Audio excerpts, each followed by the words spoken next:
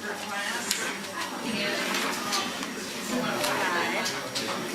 7. Yeah, we wrote 7. We forgot one in the report.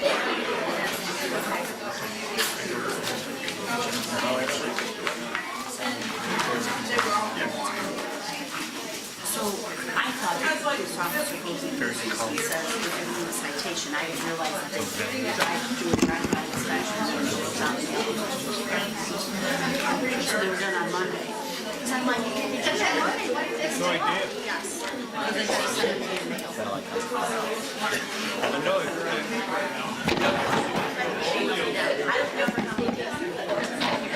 Want to read it? I have a citation. What does it say? Tell me. Don't forget he's over here. He's over here. Don't forget it. Moving closer. Right back. Immediate action to take. It says immediate action. Okay. It says immediate. Good evening, everyone. Thank you all so much for coming out tonight. At this time, I will call to order the regularly scheduled village board meeting for the village of Midlothian, October 25th, 2017, at 7 p.m. Roll call, please. Trustee Cabing? Here. Trustee Crowley? Here. Trustee Gillis? Here. Trustee Ivan? Here. Trustee Killily? Here. Trustee Kreis? Here. Mayor LaRue? Here. You have a quorum. Please stand for the Pledge of Allegiance and a moment of silence for our fallen veterans. I pledge allegiance to the flag of the United States of America and to the republic for which it stands, one nation, under God, indivisible, with liberty and justice for all.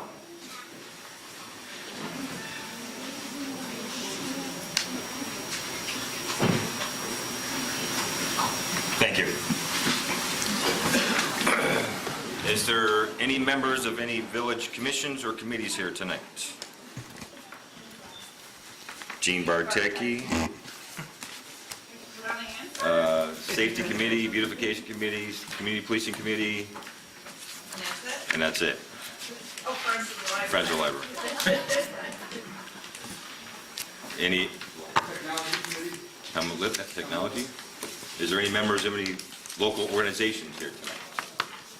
Rita Sarney and Joyce Holstein from Friends of the Library.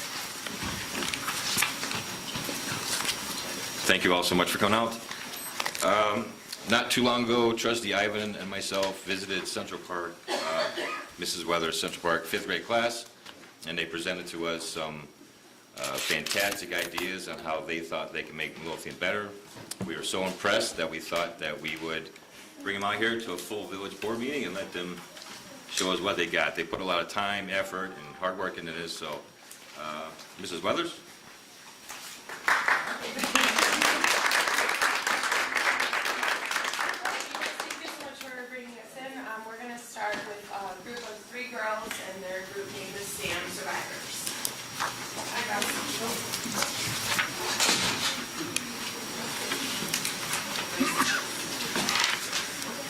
Sadie, would you like to present the shirt before you begin? Oh.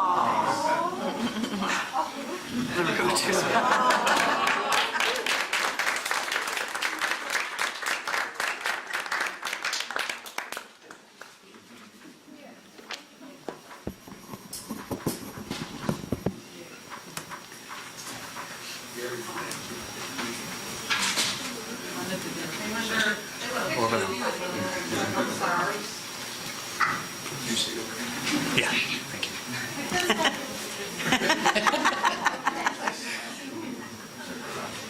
Yeah. Very nice girls.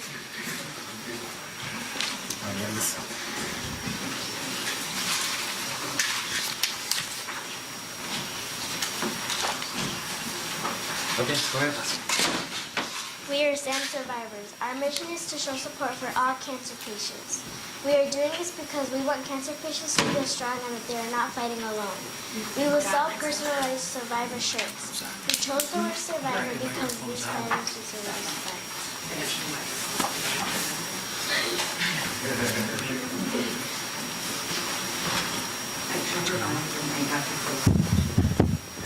Yeah. Maybe raise it up a little bit. Raise it up a little.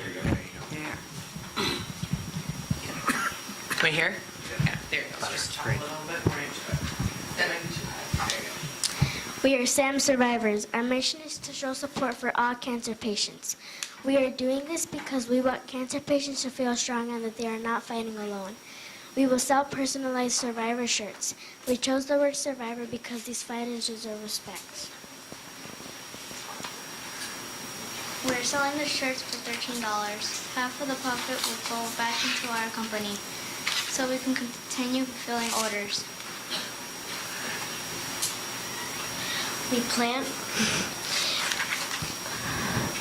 We plan on donating half of the money we make to Midlothian Canine Department. We want to give the Canine Department donations because dogs have a lot of needs, like food and training equipment. Our goal is to donate $150 a month to Midlothian to the department. We'll start selling our shirts in the classroom, then we'll expand. We'll pass out flyers every Friday so we have time to make the shirts over the weekend.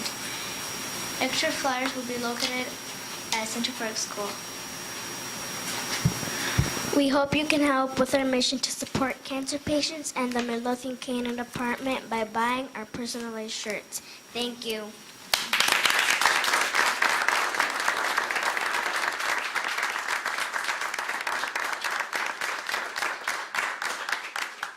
Any questions? This board usually has a lot of questions, so. How do we purchase one? In In the packet? Yep. There's a form.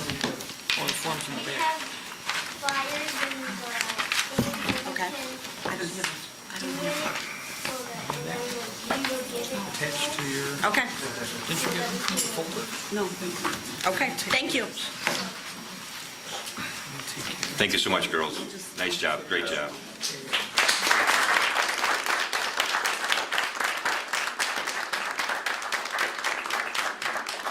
All right, next we have DAAB Community Group. Are you sure to fold up here? Thank you very much. There you go. Come on up, girls.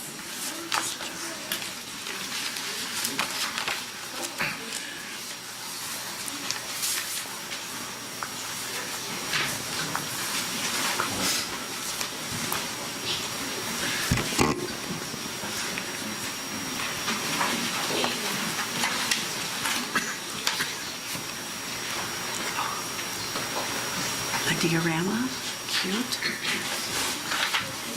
Yeah, I can see, I can see.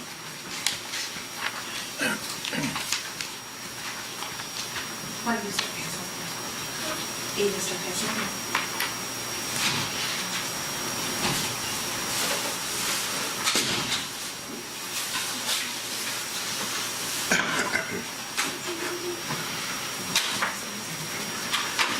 Autumn and Johnny, want to start one next?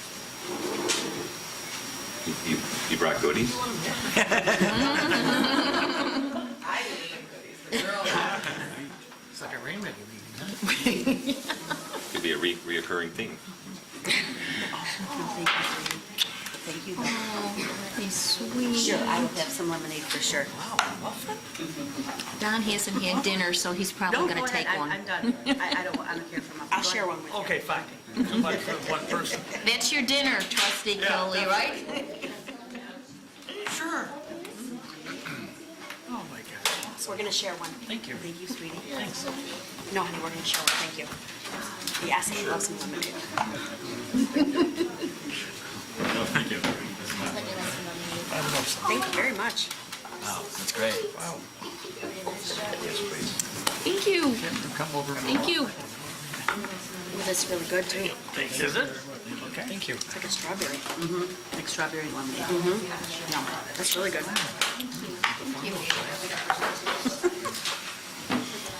Sure.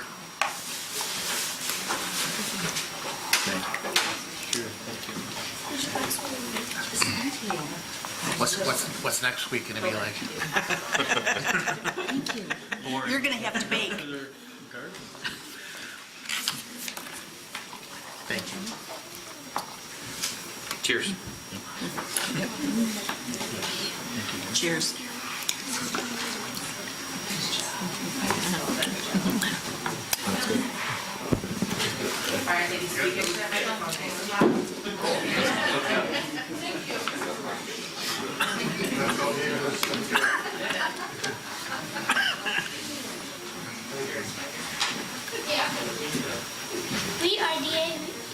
our DAAB community group. Our goal is to bring Midlothian together as a neighborhood and build a community garden. We want to create a safe place for preteens to hang out. We will build a community garden at Memorial Park. The garden will include flowers, bright colored picnic tables, as well as a lemonade stand and a snack stand. At the snack stand, we will sell apples and muffins. All of the money will go back into our community garden so we can maintain the flowers and hopefully plant an apple tree. The beverages and snacks will be sold during the week from 3 p.m. to 9 p.m. on Saturday and Sunday. They will be sold 9 a.m. to 6 p.m. The park is always open to anyone who would like to come and hang out. We want kids to have a better childhood and to be happy. We all notice that kids don't go outside like they used to, and we want that to change by providing a safe and inviting place for preteens to hang out. We think it would be nice to spread joy around the town and bring Midlothian together. It would be nice to come outside and enjoy a nice glass of lemonade with friends and family. We would like to extend the garden to homeless as well. They can come in and receive a free muffin. We want people to feel loved and like they belong somewhere. We will advertise by making flyers and posters. We will staple them to poles and tape them to shop windows. We will do whatever we can to bring a smile to people's faces. We might be kids, but we can still make a difference. DeSimone, 8 minutes. On a wrap.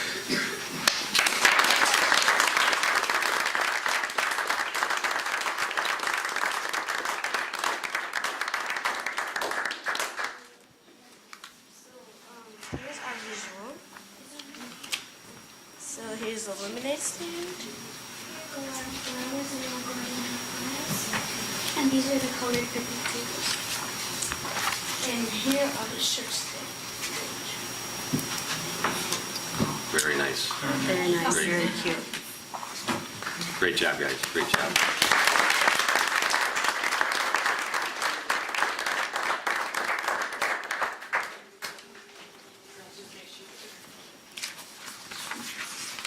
All right, next we have a group of boys, and their logo or their group name is Me Pink.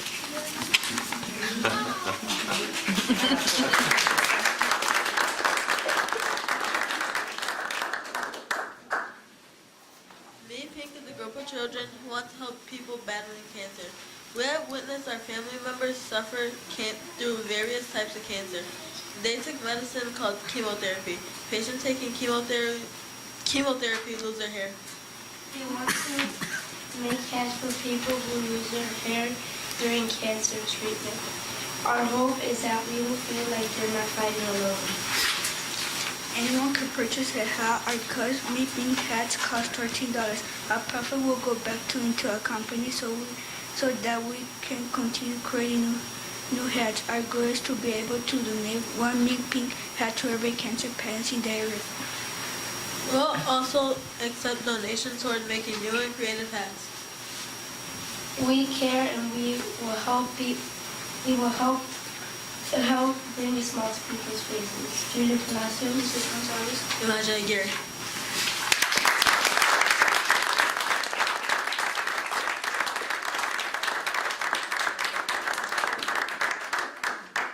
Any questions? What does ME stand for in Me Pink? His first letter, his name, and My second letter And how about your letter? Where's your letter? my last name. Oh, okay. for P. Pink. Got it. Okay. Very You have nice. you have an order for it?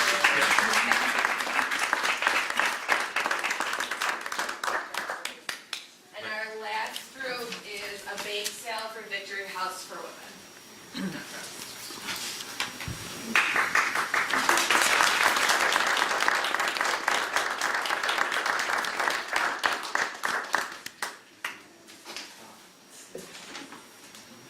Oh, my goodness.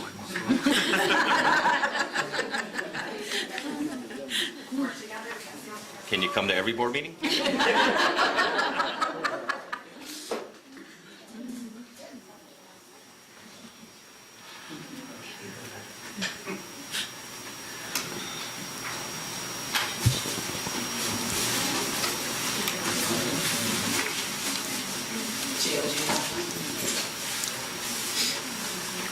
girls when she started the top roller too.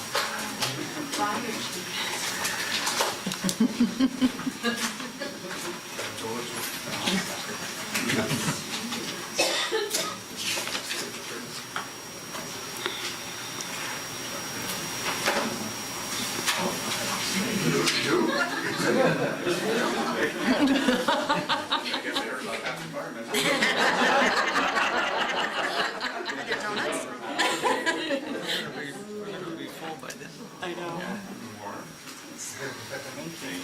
Ooh, yummy. My favorite frosted brownies. Oh, No, thank you, please. I got this. I'll take the other one, Don. Go ahead and grab it. No. I don't want to go. No dairy, I'm waiting for you. Wow. Why not?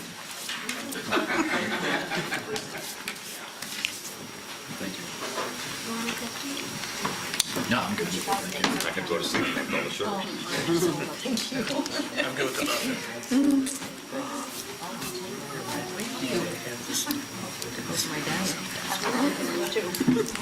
Mayor, I just want you to know that we can accept about 50 more brownies and cookies before we run afoul of the State Gift Ban Act. Only fishing? Of course you want a cookie.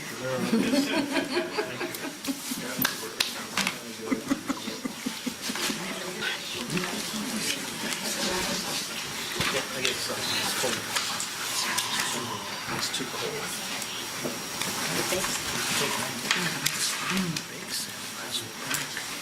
Oh, I didn't read ahead. Hi, our names are Jada, and Joanna. Our idea to make Midlothian stronger is to have our bake sale to raise money for a homeless shelter called Victory House Run. Our vision is to have our bake sale at Rosner Park. Our benefit is to help Victory House Run by giving them our money that we raise from our bake sale. Women and children deserve all the support they need. We want to see them get back up on their feet. I'm glad you wanted to say come to Rosner Park for a basic meal run to give to the homeless shelter. Our bake sale will be hosted at Rosner Park on November 22nd. 2017. We will advertise by going on the website and putting our flyers and people mailboxes and handing out a flyer. The items will be having our cookies, brownies, and chocolate chip cookies. Our goal is to raise $1,000. We hope to see you at Rosner Park on November 22nd and also accept donations if you have these. It's Wednesday. Any questions? Can I just, it's sort of cold outside on November 22nd. Can I Put just, your winter coat on, Don. can I just, would I be on the line and volunteer in this area here for the bake sale? I think that's an excellent idea. Wonderful. Have it inside. Anyone else?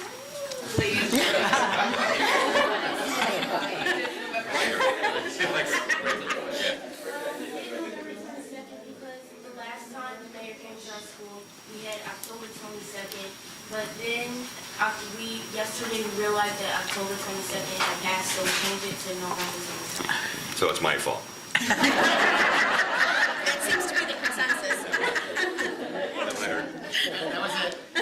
I have a question. Can we donate baked goods to your bake sale? Yes. Okay. Oh, yeah. Then So- I think we'll start working on our first group project here for November 22nd. Yeah, Yes. absolutely. You're going to take the lead on that, Trustee Coe? Sure. I'd be more than happy to. See how easy that is? You bring goodies and Yeah. We'll follow you anywhere. Feed us and we'll do anything. anyone else have any questions? Okay. Well, you guys are outstanding. I thank you so much.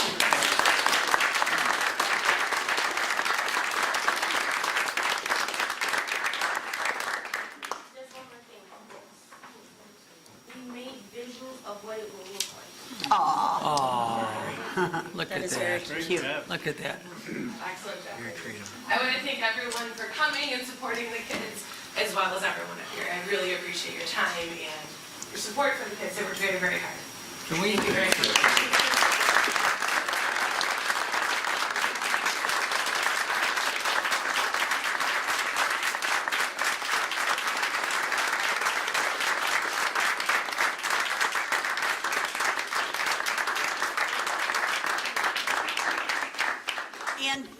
teachers and the children and the parents leave, I just want to make sure that we invite all of you to come out to the Rain Ready Community Garden this Sunday at noon, from noon to 2. We're hosting Resusapalooza, and it's a beautiful fall art fair project that we put together in the rain garden, and there's a whole bunch of scarecrows out there, and there's a whole bunch of really cool fall art that was all made out of reused items.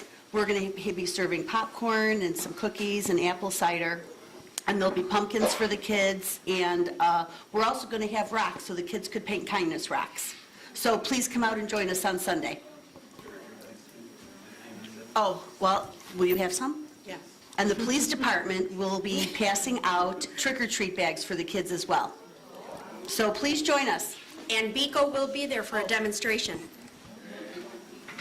Wait, is it this Sunday? Yes. This Sunday, put it on your calendar, this Sunday, noon.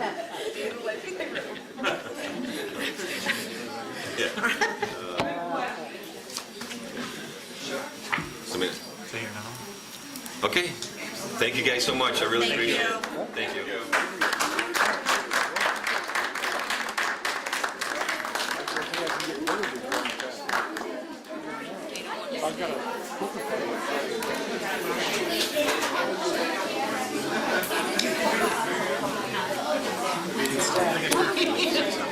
Can we go? Like, Joe, let's go.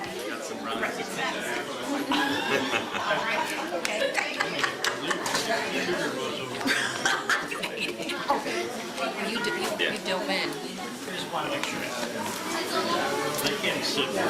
You have no self-control. Sarah? Huh? That was very cool. Oh, yeah. That was excellent. Best meeting to date. Yep.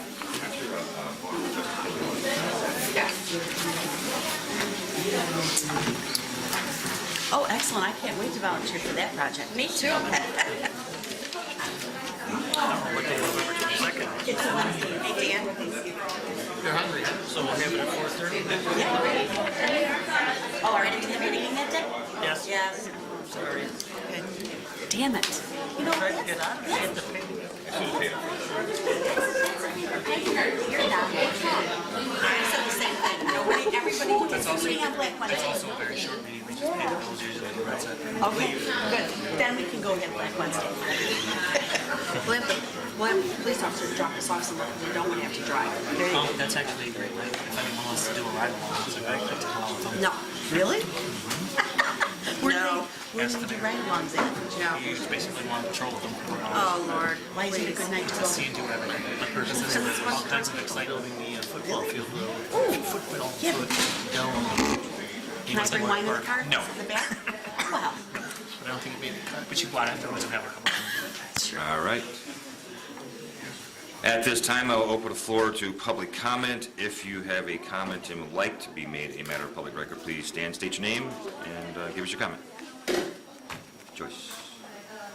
5108 148th Street, Midlothian. First of all, I have 3 items. First of all, I wanted to tell you that I called Robin Wheeler Grange today from Representative Bobby Rush's office about the post office. And she said to me, you know, Joyce, last time I talked to you, I said the post office couldn't be repaired. She said, well, scratch that. She said it's not repairable. Or either that or they're going to, it's major repair. So she said for 6 months, that they are going to accommodate us for the Christmas holidays. They're trying to find some place to have a post office for 6 months. And then after that, they have to look at a permanent place in Midlothian. But she did not say it was going to be this post office. Okay? I just talked to her today. The second question I have is, I was on the village website today, and I didn't see anything about the batteries, recycling batteries. Is there anything, have you found out anything about that yet? I have some stuff. Okay. And the third thing is I would like to thank Billy DeSimone for coming to our house and giving us some guidance on a repair that we have to have done in our home. Thank you. Thank you, Joyce. Yes, ma'am. My name is Carter Kimber, 3618 147th Place. This is my first time coming to cut my dog. Thank you for having us, but I had a concern, and it's about the water bill. It's every 3 months, which can be a little bit drastic because one time I had a leak, and my bill was $900. Wow. The village was not really, well, they kind of helped me out a little bit, and they gave me places that I can go. But I wanted to know, has anyone proposed making it every month versus every 3 months? Yes, that conversation actually came up a year or two ago. We just outsourced printing and mailing to an outside company. Not only was it cheaper, but it's quicker. So personally, I like to think that would be a first step to making it a monthly bill, but it's going to be a process to get that done. I personally agree with you. Monthly is much easier to budget and keep on track. And then, like you said, if you have a leak, and it's only for. Then it really hurts. Now, Public Works Department does, Superintendent Sperry, they do have a program that if there's something major, it will get flagged, and I believe we call the resident or we leave a note on the door? Yes, Joe? the guy did come out, and I wanted to give him kudos because that's the only way I knew I'm single mom now. So I had no clue the toilet was running. So he came and said, cut that thing off. And that's how it got cut off. And I was like, okay. So that was my concern. And then the way billing is, so they gave me a payment plan about billing before. And they said, okay, well, whatever the date is, at 12 o'clock at night, that night, they take it out. And if you don't make it by 12 o'clock that night, or whatever the case may be, so I set it up the same day that I get paid. And I guess direct deposit didn't hit to 3 a.m. Water was cut off. I said, well, can you run it back through? They told me no. And the money was there. And I had to pay the cutoff fee on top of that bill being that high. So I just wanted to know if we can have some kind of better, I know they're a little more strict on it, but some kind of better way that it's done, because I didn't understand why they couldn't run it back through. She just said, no, they couldn't give me a reason. Well, I'm like, well, I have the money. And they made me pay the fee the same day as the day that I said I would set it up. So they didn't work with me on that. But I just wanted to bring that to the village attention, the water bill. I've heard similar situations with people paying online or by credit card later at night after they get home from work. Unfortunately, it doesn't get posted to the village account up to 2 days later. So once the time passes, our system does not see a payment, so it generates a late notice or late bill. So Yeah, but we are looking into forgiving that kind of thing and letting a slack go in. Would that be a good description of that? Okay, sure. Okay, perfect. Also, if I can add one thing, I don't like paying quarterly either. I would prefer to pay monthly. So what I did, I went to the automatic payment system that the village offers. I think it's called PSN. Is that it?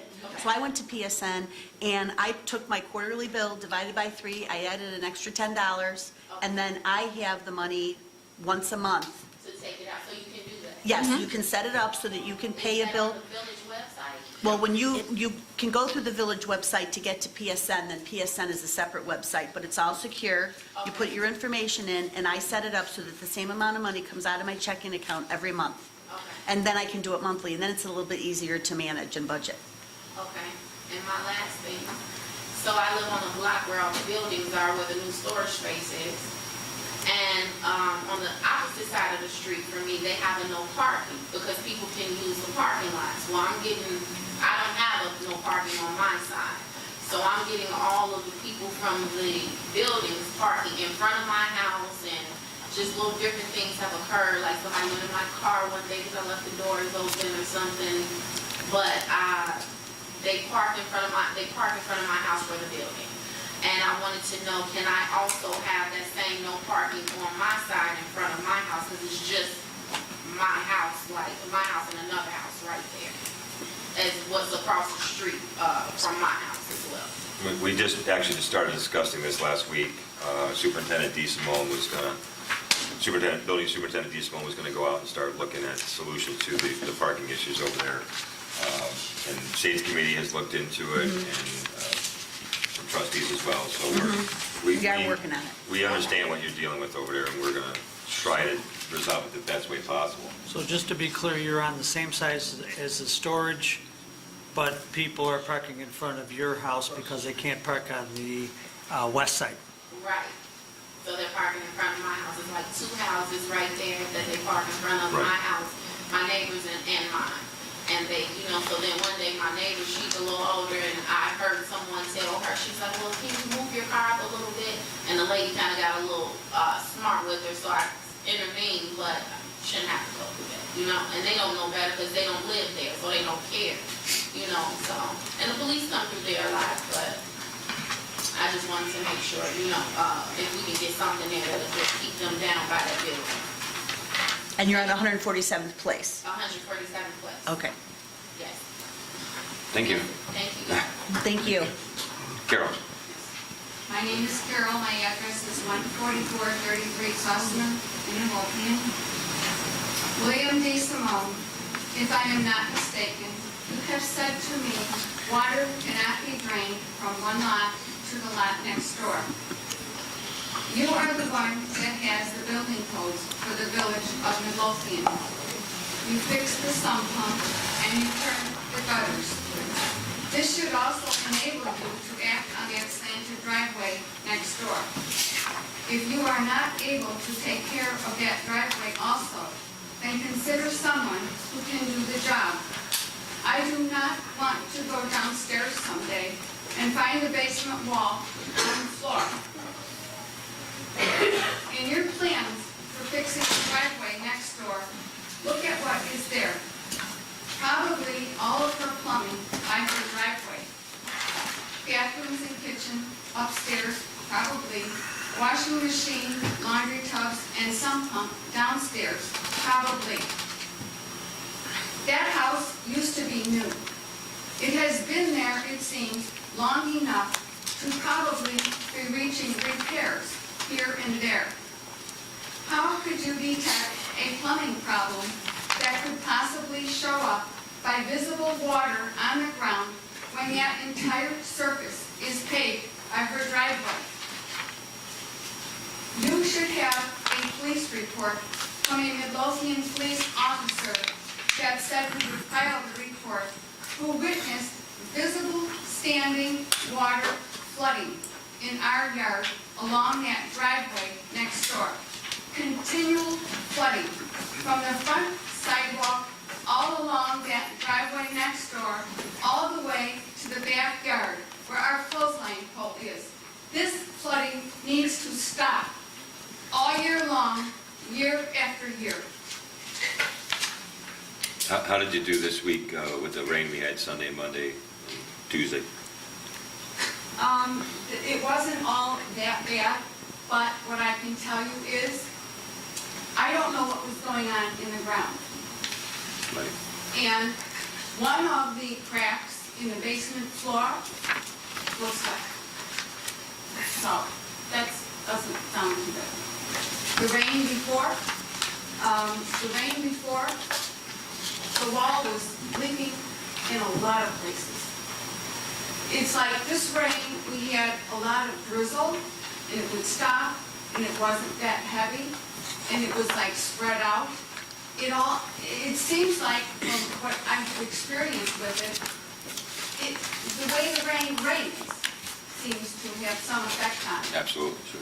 But still, the water can build up in the ground, and what I want you to know is, whether the basement is leaking or not, I don't know what damage is being done in the ground until it shows up, and then the damage is done.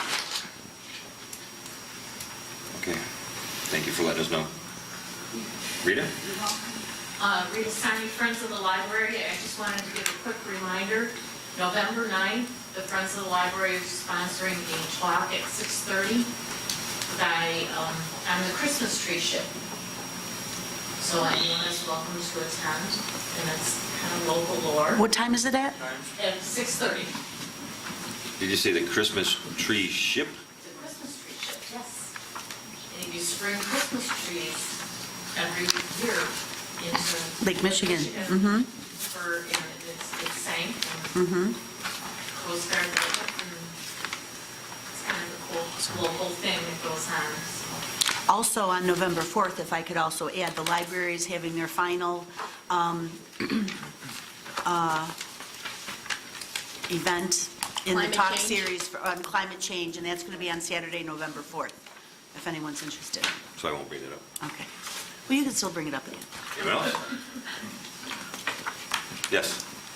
Good evening, Midlothian Valerie, one of the members of the homeless community here in Midlothian. I didn't expect to find out that there's going to be free muffins at Memorial Park soon, so if my condition continues, at least I know where to go. In my hand, I have the words that I thought I was going to say at the October 4th, 2017 meeting, so I was unavoidably detained. Because circumstances have changed, I will just summarize the points I wanted on public record a few weeks ago, based on what I had witnessed firsthand over a period of 10 years while being here in Midlothian on a regular basis, and also performing recently an audit of 216 building inspection reports in connection with what the village labels as a crime-free housing program. First, I shut down my Advanced Midlothian Politics group and my wall on Facebook because I have no 24/7 internet access to participate in the conversations, and things took too vicious of a turn for me to accept responsibility for hosting, even though they were not my words being spoken in hostility and haste. Next, no list, no sign, no CPTED inspection, incomplete and even forged building inspection reports equals no right to demand any action whatsoever using the CFH ordinance as the justification. No debate, no excuse, no retaliation. This is a victimization factory for the corporation to use against property owners and renters alike, and it women will. In addition, the for rent sign is still up on the property owned by the Midlothian Police Sergeant Evan Olmos at 14815 Kilpatrick as of today, and the Kilpatrick corridor remains irrefutable, undeniable, and unchangeable proof of the fake and fraudulent CFH program that has been supported and encouraged to continue as is for 7 years, based primarily on the reporting of the CFH coordinator being under the direct job influence of Olmos. Therefore, it stands to reason that at least from this moment on, any plausible deniability of the corporation being entirely out of control and incapable of stopping its own illegal behaviors has been obliterated beyond repair. At this point, I personally send the corporation in its entirety to a mental health facility immediately for a 5-day observation, but the Citizens United will allow for it.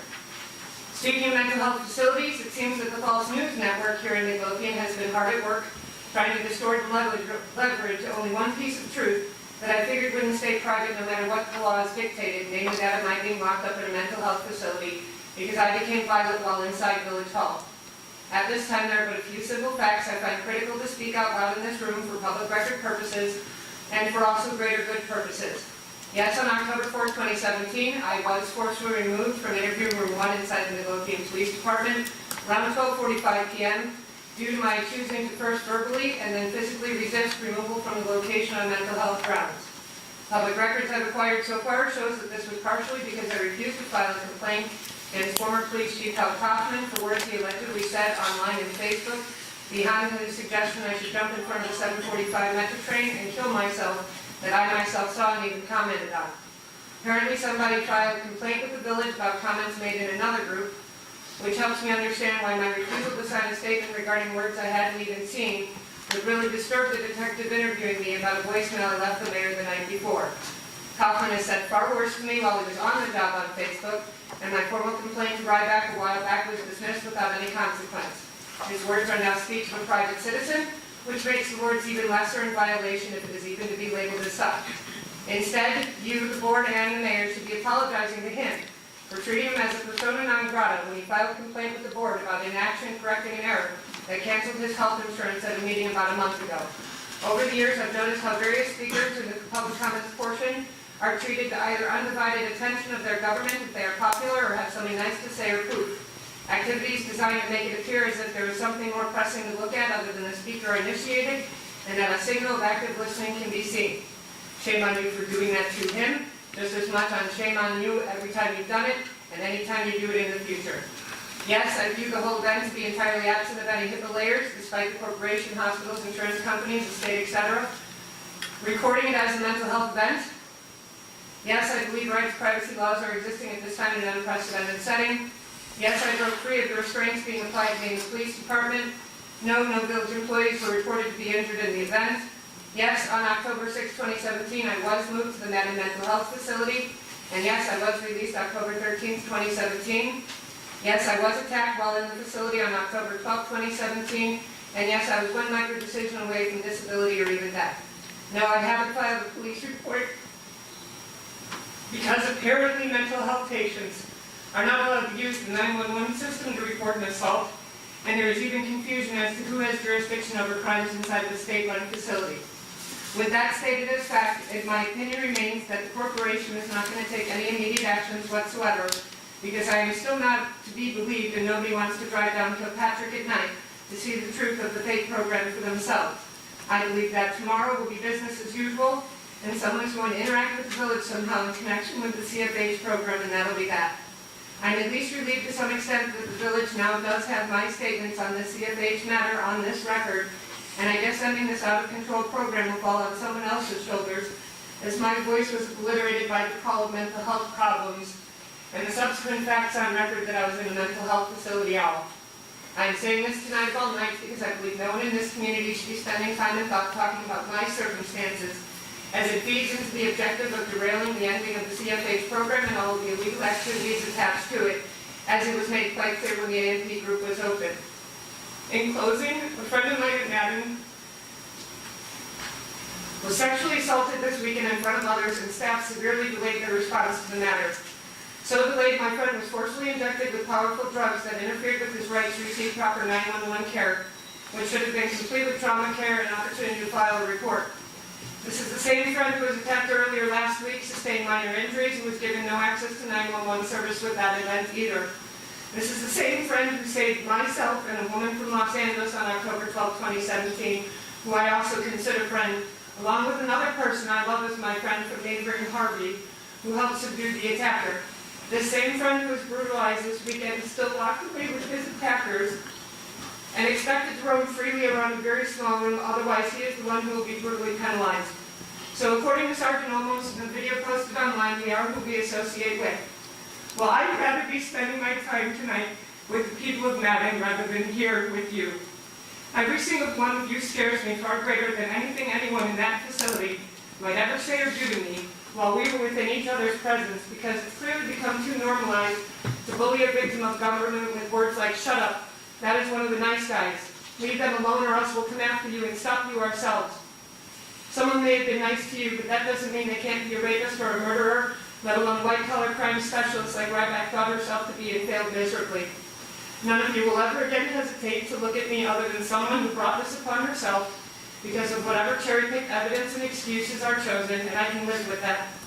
I've never been out to win anyone's popularity contests, and Midlothian's popularity games are just too hate-filled, old-school vicious for my own taste. You just don't get to use my life choices to hide from the real and true problems raging through the Midlothian Police Department and Building Department, just as the people at Madden are expected to work through their real and true problems for the sake of society.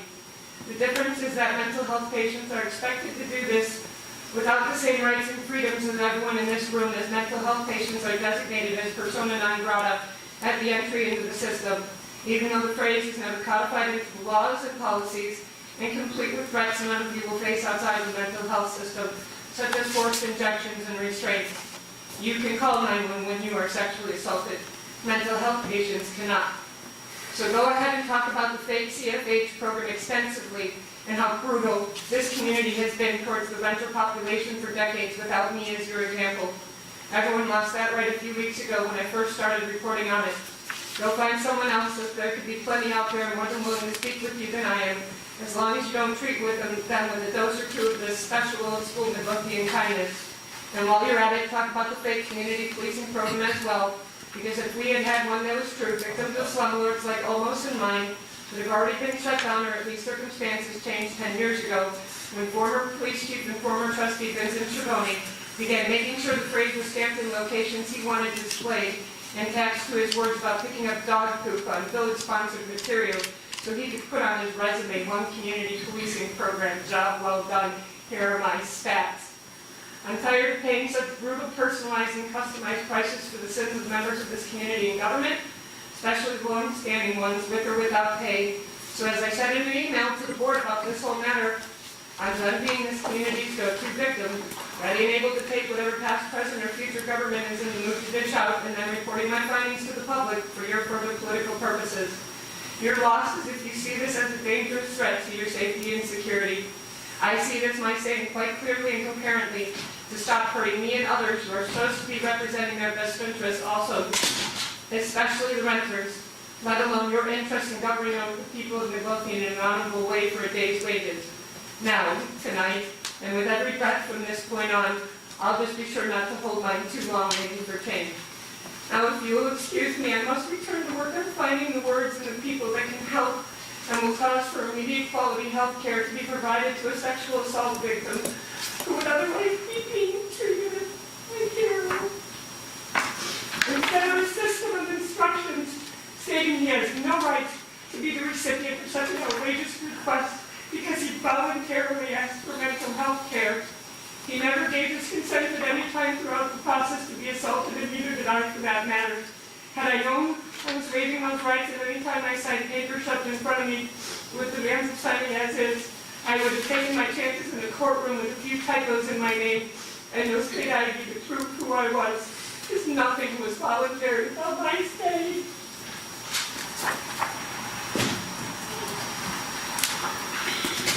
Anyone else? Louis? Bob? No? All right, I'll close the floor to public comment. We'll move on to the consent agenda. On tonight's consent agenda, we have an approval of an ordinance authorizing an intergovernmental agreement providing for the establishment of the Natalie Creek Trail. Number 2, approval of an ordinance authorizing an intergovernmental agreement by and between the Village of Posen, the City of Blue Island, and the Village of Midlothian, forming a multi-jurisdictional gang suppression tactical unit. Number 3, approval of an ordinance authorizing disposal of personal property owned by the Village of Midlothian for various office equipment and police, fire, building, and administration. Number 4, approval of an ordinance revising Title 3, Chapter 3, 3-3-16 of the Village of Midlothian Municipal Code pertaining to the minimum water use charge for senior citizens' water bills. Approval for the Resusapalooza event budget on October 29th, 2017, not to exceed $500. Number 6, approval to hire Steel in the Air Consultants to evaluate the Verizon proposal for a cell phone tower for the cost of $3,000. Approval to purchase a 2018 Ford Explorer for the police department for a total cost of $36,571. Number 8, approval to purchase the K-9 equipment package for the new Ford Explorer for a total cost of $5,434.87. Approval of the job description for the Deputy Chief of Police. Approval of the committee meeting minutes for August 2nd, 2017. Approval of the board meeting minutes for August 9th, 2017. Approval of the special board meeting minutes for August 16th, 2017. Approval of list of bills. Approval of September 2017 Treasurer's Report. And approval of the September 2017 departmental reports to include building, fire, health, police, and public works. Is there anything that any trustee would like off of the consent agenda? Mayor, item 6, please, and also on the list of bills to take off the Attorney Valadez's bill.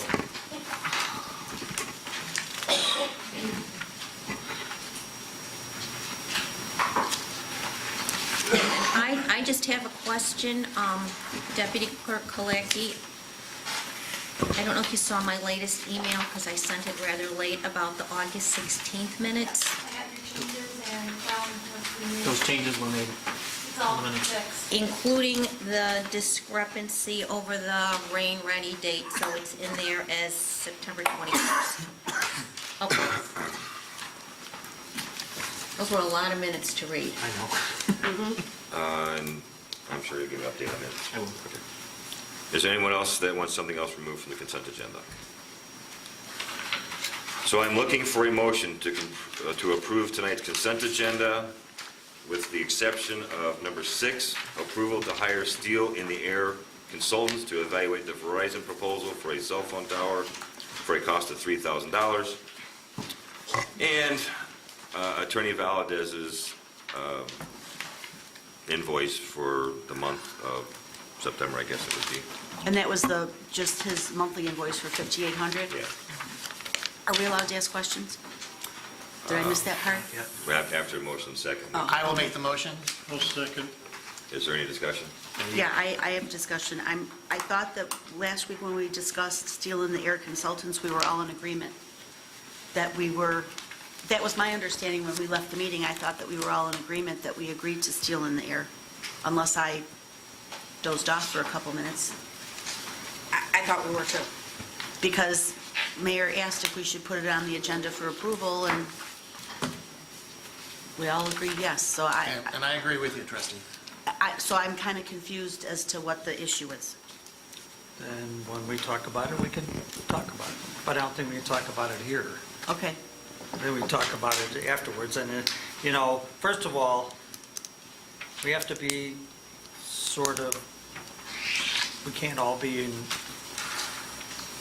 we can't be all in agreement until we take a vote. Of what? We take votes in this meeting, and at a committee meeting, we can talk about that we think everybody's going to vote for it, but we didn't take a vote on it, so. Oh, okay. Well, I mean, there was just no... It's just it's not a super big thing, but I think it's worth just talking about it for 1 second. So we'll have discussion about this later in the Oh, meeting? sure, under yeah, new business? everything will be discussed. Okay. It's not like we're going to... And then I would also, I'm curious as to why you want to remove Attorney Valadez's bill from the bills list. We'll talk about it when... Mayor, I'd like to make a motion that we change the order of the trustees again on who goes first, and the one that has the objections could go first, if that would be okay with you? Sounds like a wonderful idea. So let's move on this question that we have a first and a second. The question was to approve tonight's consent agenda. Roll call. Minus the two. Minus the two, number 6, and Attorney Valadez's bill. Trustee Ivan? Can we still have discussion, or did you cut it off? Because I I have a asked if question. there's more discussion. I'm sorry. I actually have a question. There is a bill on here for Peter Murphy, and I obtained a copy of the bill, which looks like it's for outside litigation. But I pulled the June 7th minutes, and I quote, Trustee Killey asked this was talking about when we were discussing about attorneys and outside attorneys. And I quote from the minutes, Trustee Killey asked who would choose the outside people. Attorney Valadez stated that he would bring outside counsel to the board to review. Unfortunately, this was never brought to the board to review, this attorney. So, as it was reflected in the minutes, I would at least like the courtesy of this being brought to the board. Yes, Attorney Valadez brought to my attention that we could save a lot of money by having Peter Murphy do our litigation as opposed to Robin Schwartz. So that was the decision by the Attorney Valadez, that he would bring him in to save the village money. Well, I would just respectfully request that if that's going to be done, that we just follow the protocol that was agreed to by this board. Well, actually, trustee, you never agreed to any of this. You voted no on all of the proposals that both I and the mayor brought before you. Well, I'm just quoting from what was stated in the minutes that you stated you would bring outside counsel to the board to review. So I would just respectfully request that that be done in the future. Any more discussion? Roll call, please. Trustee Ivan? Aye. Trustee Gillis? Aye. Trustee Caveney? Aye. Trustee Crowley? Aye. Trustee Killey? Aye. Trustee Kreis? Aye. Motion carries. If it pleases the board, I will have Trustee Killey go first so that he can discuss his two issues with the items on the consent agenda. Trustee Killey. Two quick things. One on the attorney's Valadez's bill, I definitely will vote for it. But we've asked Attorney Valadez, I think myself and I think another trustee have asked Attorney Valadez to itemize his bill, and he did itemize the everything except whatever work he did under the retainer. I think we should get a itemized bill for what work he did under his retainer. And that's all I have for that. I think we need to know everything that is being done as far as the legal work, whether it's under the retainer or not under the retainer. Then I'll be looking for a motion to approve Attorney Valdez's September invoice. I'll make the motion. I'll second. Any discussion? I guess my question would be then, can we get an itemized bill every month of all the work?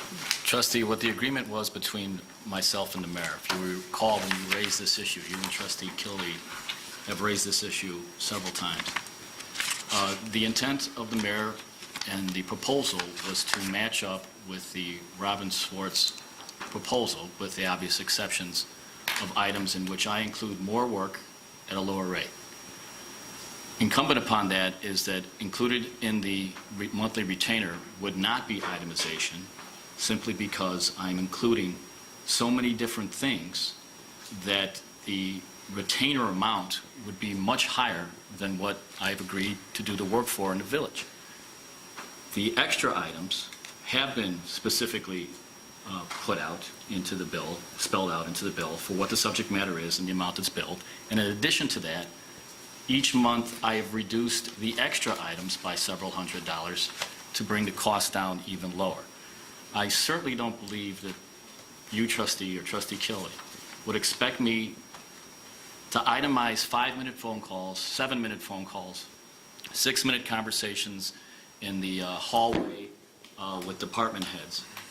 And then at the end of the month, when that bill turns out to be close to double, not bill the village for that. Of course I would bill the village for if I'm going to itemize all the things under the retainer that's included right now. And I would also say that under the Robin Swartz proposal, which was $1,000, all that was provided for the village was governance. It was not itemized under the retainer. Everything that was extra was. So I would simply say that last month there were 12 hours that were billed under the retainer simply for board meetings and committee meetings. 12 hours. So I guess what I'm trying to say is that I continue at the mayor's direction to try and reduce the monthly legal cost for the village. And that includes providing more access to department heads, to village employees, to ask any question that they want before they are performing their responsibilities, in the hope that we can make sure that they have the confidence and feel the empowerment to go ahead and make decisions without worrying about having to call legal counsel or making a mistake. I believe we've been successful in doing that. I believe the village employees and the department heads enjoy the access they have to legal counsel without being on the meter.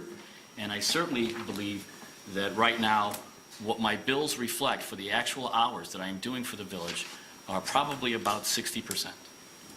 Well, nobody's disputing that. That wasn't the issue. And I happened to be reading the minutes today for August 17th because I needed to get them done before this evening.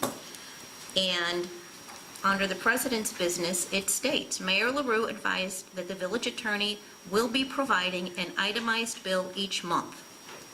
So I'm not quite sure where the disconnect was, but that's, I think, what we were expecting. So He was itemizing most of the bill. If you like him to itemize every single minute, then the bill's going to go up. With the discounts and the just not for the, including things that are 7 minutes long or 5 minutes long, if I were to itemize, those items would probably add up to at least $1,000 to $3,000 more a month. Robin Swartz was charging the village to have someone itemize their minute-by-minute legal stuff. Do you want that to happen here? No, I just think it would be helpful if we knew some of the things that were being worked on, because It would be numerous things that he's answered when I've called him, all less than 7 minutes. Calls in regards to policies or tracking stuff that I've given him or my department heads have given him. The conversations that Superintendent DeSimone and I have had with him with regards to zoning matters, what else? 143rd Place, those emails, so. I personally like the availability. It helps me immensely to get through the policies and the day-to-day operational stuff that I go through every day I come here, it seems. Are you requesting the village attorney itemize every minute of his work with the village, which is going to cost more money for the village? Not if Is it's that going what to you- add more money, but I quoted from the minutes, and I was under the And for the impression... most part, the bill was itemized. No, I would disagree, but I think we're splitting hairs here. I mean, I can only say, I just looked at my phone, and in October alone, I have about 25 phone calls that I've exchanged with Attorney Valdez. So, I mean, I don't know how many minutes that adds up to. So you already have 3 trustees that have confessed to sucking up minutia of Nick's time, where in the previous lawyer, he would charge me $200 to $250 for just one policy that he would look at, and now we're up to 30 policies. So I can imagine what the bill would have been with our previous lawyer. And those policies, is the review of policies included in the retainer fee? Yes. Yes. Okay. So it's free. I would just make clear, anything that is not included in the retainer fee has been, and will be specifically itemized and put on there. Well, actually, their policy review was a separate item we were charged for on previous bills. It was discounted off. Okay. And it will not be charged in the future, but it was All right. it was billed, but it was never charged. Would you mind letting us know the major things you're working on under the retainer, where it wouldn't be every minute, but it might be policies, things like that, or whatever, just to give us a flavor of what's going on, so we don't itemize every second? Other than those items which have been specifically excluded, and there's also credit for liquor proceedings, there's also a discount for electoral board stuff, which is not included, but everything other than those 4 or 5 items that we've gone through 3 or 4 times now is included. Special projects may not be included, just like they weren't for Robin Swartz, but in essence, if it's not in that little section of itemization, that means everything is included. Everything that I come across my desk, I include in that monthly return. Right. Any more discussion? Roll call, please. Trustee Ivan. Aye. Trustee Crowley. Aye. Trustee Kaveny. Aye. Trustee Gillis. Aye. Trustee Kiley. Aye. Trustee Kreis. Aye. Motion carries. Thank you. And Steel in the Sky, or Steel in the Air consultants? Just one more comment to thank Attorney Valdez for giving us $525 discount this month, and I believe a similar discount last month. So that's not under the contract. You did that out of your free will, and I think we appreciate that. Now I'm going to sound like I'm harping on this thing again. I don't want to do that. When we were talking about this at the committee meeting, we didn't realize, I think, that Superintendent Sperry did a lot of work on Steel in the Air consultants already. He did talk to them. He did some reference checking. He also reached out to many different villages in his association, or superintendents, that in trying to get data on what people were charged, what the leases were, and he was trying to get a flavor of if they dealt with Verizon, if they worked on water towers, and he got a lot of different information, but it wasn't really specific enough to give us enough information for this. So that's why Superintendent Sperry and Attorney Valdez are recommending that we go with Steel and the Air Consultants. I did a lot of reading on their website. They have a lot of data. They have a lot of work. And from my conversation today with Superintendent Sperry, he believes that our legal fees and this may very well be negotiated to be reimbursed by Verizon to the village. My only comment here, and I don't want to sound, I'm going to sound like it again.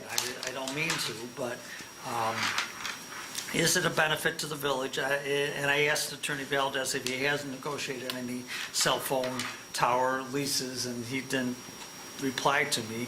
But is it a benefit to the village to have a attorney who has negotiated cell phone tower leases? Having said that, there is a lot of and part of the contract and the negotiation of Steel in the Sky is they are going to give us a review of the contract, and they are going to give us hints about what we should be looking for to try to make our deal with Verizon better. But I still wonder in my own mind, is it a benefit to the village to have the attorney that we work with on this, that they have done negotiations previously with cell phone companies or other providers? And that's my only question, and I don't mean to sound like it's a negative, I'm just asking the question. And I take no offense whatsoever, trustee. I have negotiated one cell tower lease in my experience as a village attorney. And the main expense, and this is something from ongoing conversations that Superintendent Sperry and I have had, we went through the same paces that you did, and I certainly don't think it's unreasonable for you to question the amount of the outside consultant. What we concluded was the information that we were getting with regard to our particular water tower site, our cell site, was not sufficient for us to make an informed decision with regard to the value, the market value of Midlothian's water tower. First of all, the village engineer did a wonderful job in building us a facility that looks good, that's higher than most other sites that we are being considered. It has the infrastructure already set, it's accessible, it's in an area that other municipalities cannot provide a similar site. Because of that, we believed, again, Superintendent Sperry and I both agreed that we simply did not have sufficient market data to be able to make a determination as to what the cost or what the lease price should be for that site. Based upon that, we decided that this firm, which will do the market research for us and identify the unique qualifications of our particular site, to maximize the rent that we could get. Now, trustee, you could be absolutely right. At the end of the day, they could come back with the same number, steel in the sky, that the superintendent and I concluded in our guesstimate, and we will have in fact spent $3,000 to get someone to come in and say, yes, that's exactly what it's worth. But there would be cost involved in doing that, and there would be cost involved in bringing in a law firm to come in, whether it be Robin Swartz, and they do quality work, to come in and do the same thing. That cost would be well over $3,000 or very close to it. And in addition to that, for Robin Swartz or any other specialty counsel with regard to cell tower leases, they, to do their due diligence, would have to go out and get market data, because that's the main piece that we're missing, is we have to know how much we can get.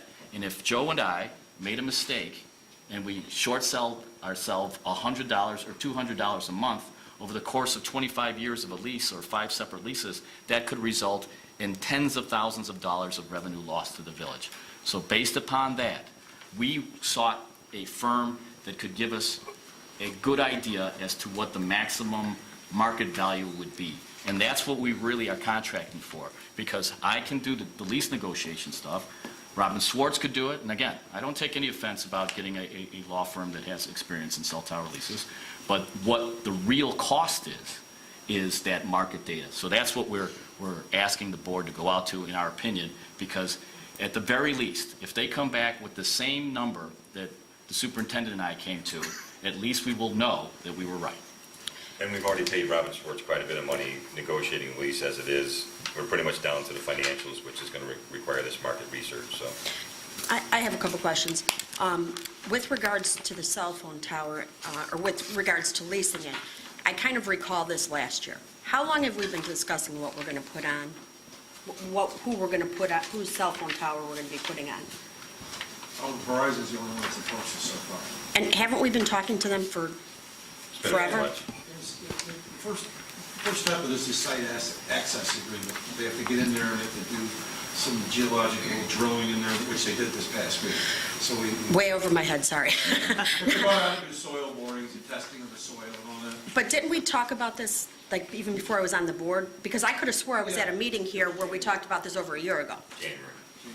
Okay, so we've been talking about this at least since January. What do you think we should do with this? Exactly what Attorney Valerie has said.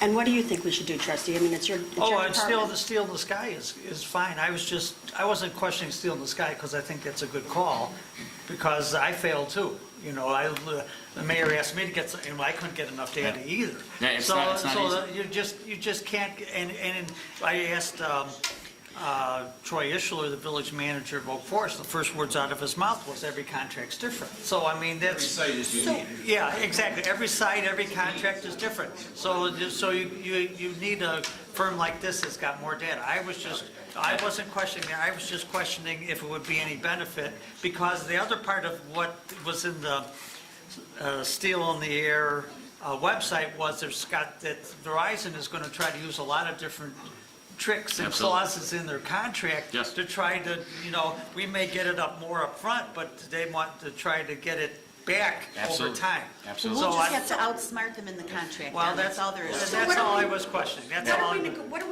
are we discussing then? Can I ask a question? Has Verizon even given us a contract to review? Is Yes. that what- And Yes, that's yes. what Robin Schwartz has Robert reviewed? Schwartz has already paid him quite a bit of money to negotiate this lease. We're pretty much down to financials. That part's, the negotiation has pretty much been done. It's just we're trying to figure out, we Some want of to the make sure. stuff we knew, Right. Yeah. some of the stuff we knew with the help of Internego, of things to ask for. Right. Now we're down to one. Okay. The last step. And then Okay. we're going to present it to the board. We're not gonna- So let me just ask a question. So Robin Schwartz started the process. We're going to let them finish the process. Process is done. We're just trying to figure out, No. we're going to have to go to Verizon and say, we want this amount. And we're gonna Okay, use the so market research. we've already negotiated all the Well, other Well, Robin terms. Schwartz would still have to go out and do this market research.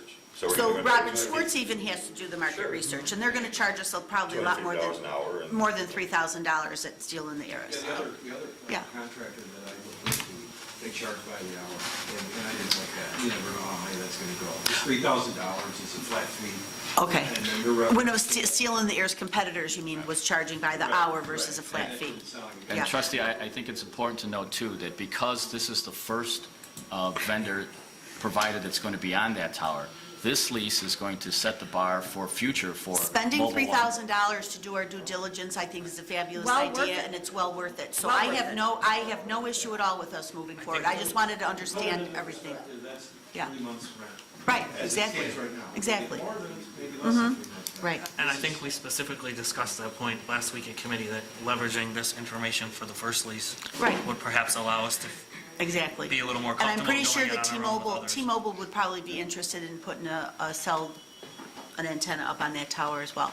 If you don't mind, could somebody forward me a copy of the lease that we have, the proposed lease? Yes. I would just like to Okay. take a look at it, if you You don't guys mind. will have access to all that Yeah. information, and you guys will make a decision. We're just getting it all together. That's fine. All right, any more discussion? Great. No. Can we get a first and second? No. I'm looking for a motion to approve the hire of Steel in the Air consultants to evaluate the Verizon proposal for a cell phone tower for the cost of $3,000. I'll motion. I'll second it. Any discussion? Roll call, please. Trustee Koenig. Aye. Trustee Ivan. Aye. Trustee Crowley. Aye. Trustee Gillis. Aye. Trustee Killy. Aye.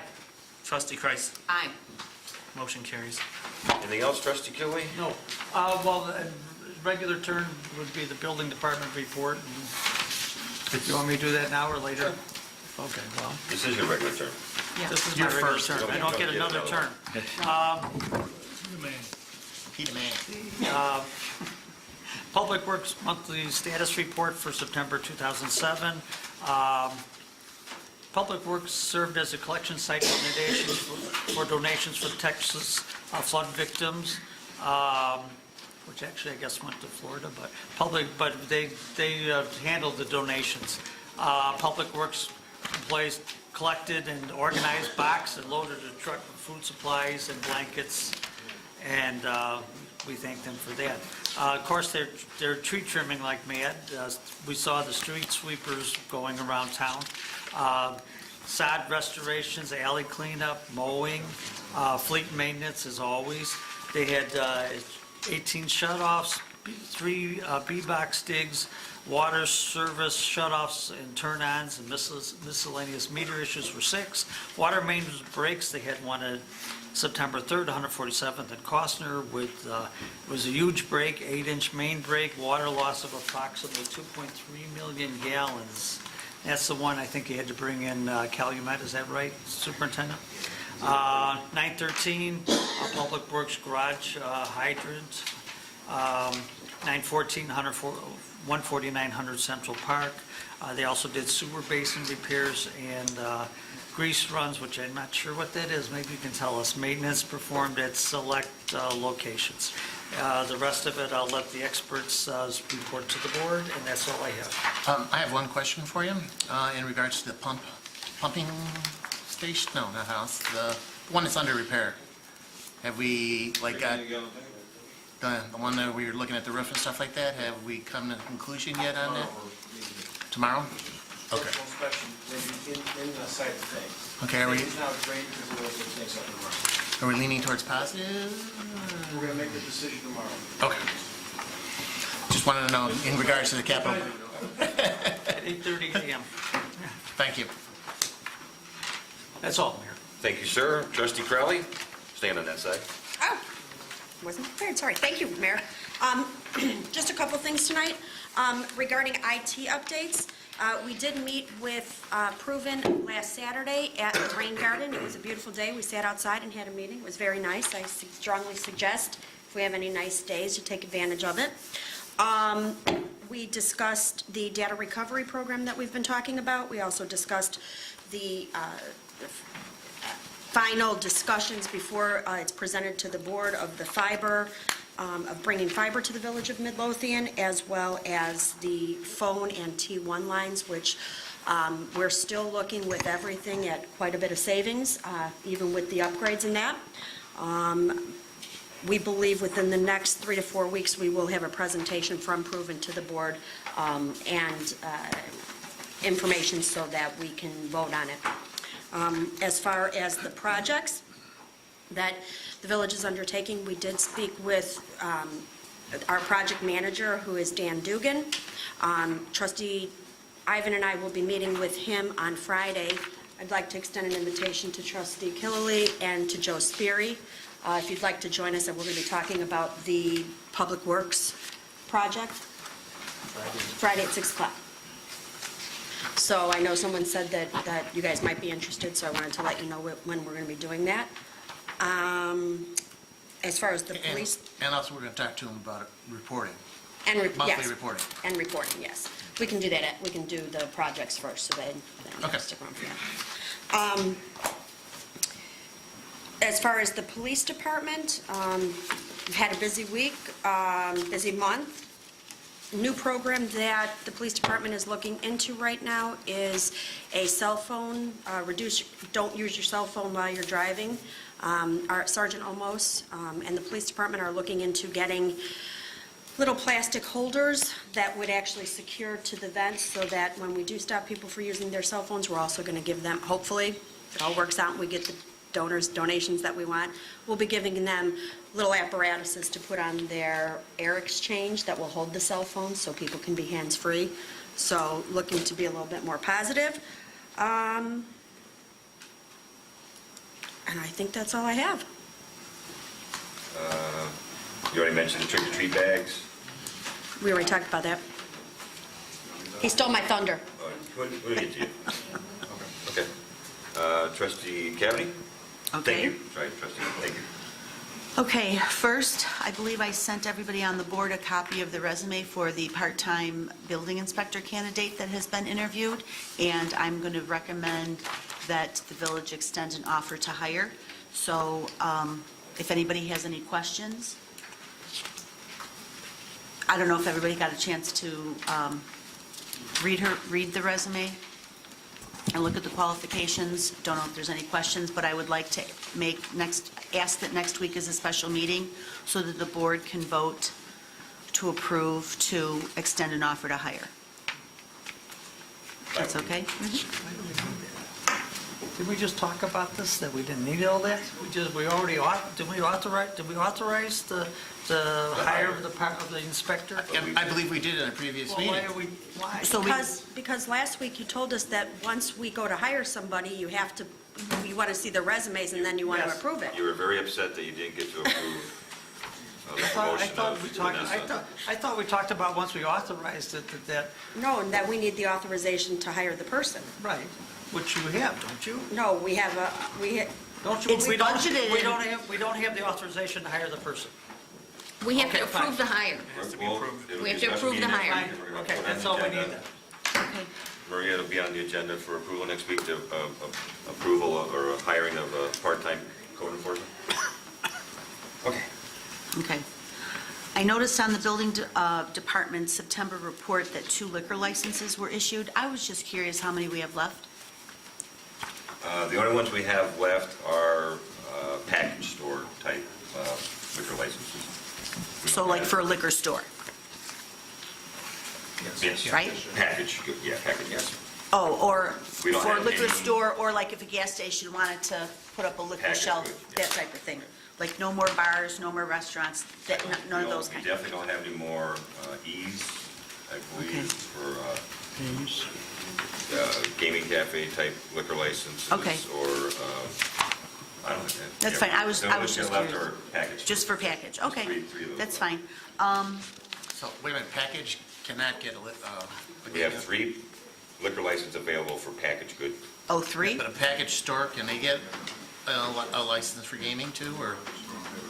We have an ordinance Yes. that addresses that. They have to If 60% of revenues from Okay, other. I just want to make, just any kind of liquor license then, basically, right? Like Ricky Rackets has. Okay. Oh, they don't serve liquor, but they sell liquor. So Yes. therefore, because they sell liquor, even though it's packaged goods, they still can have a gaming Yes. machine. Got it. Okay.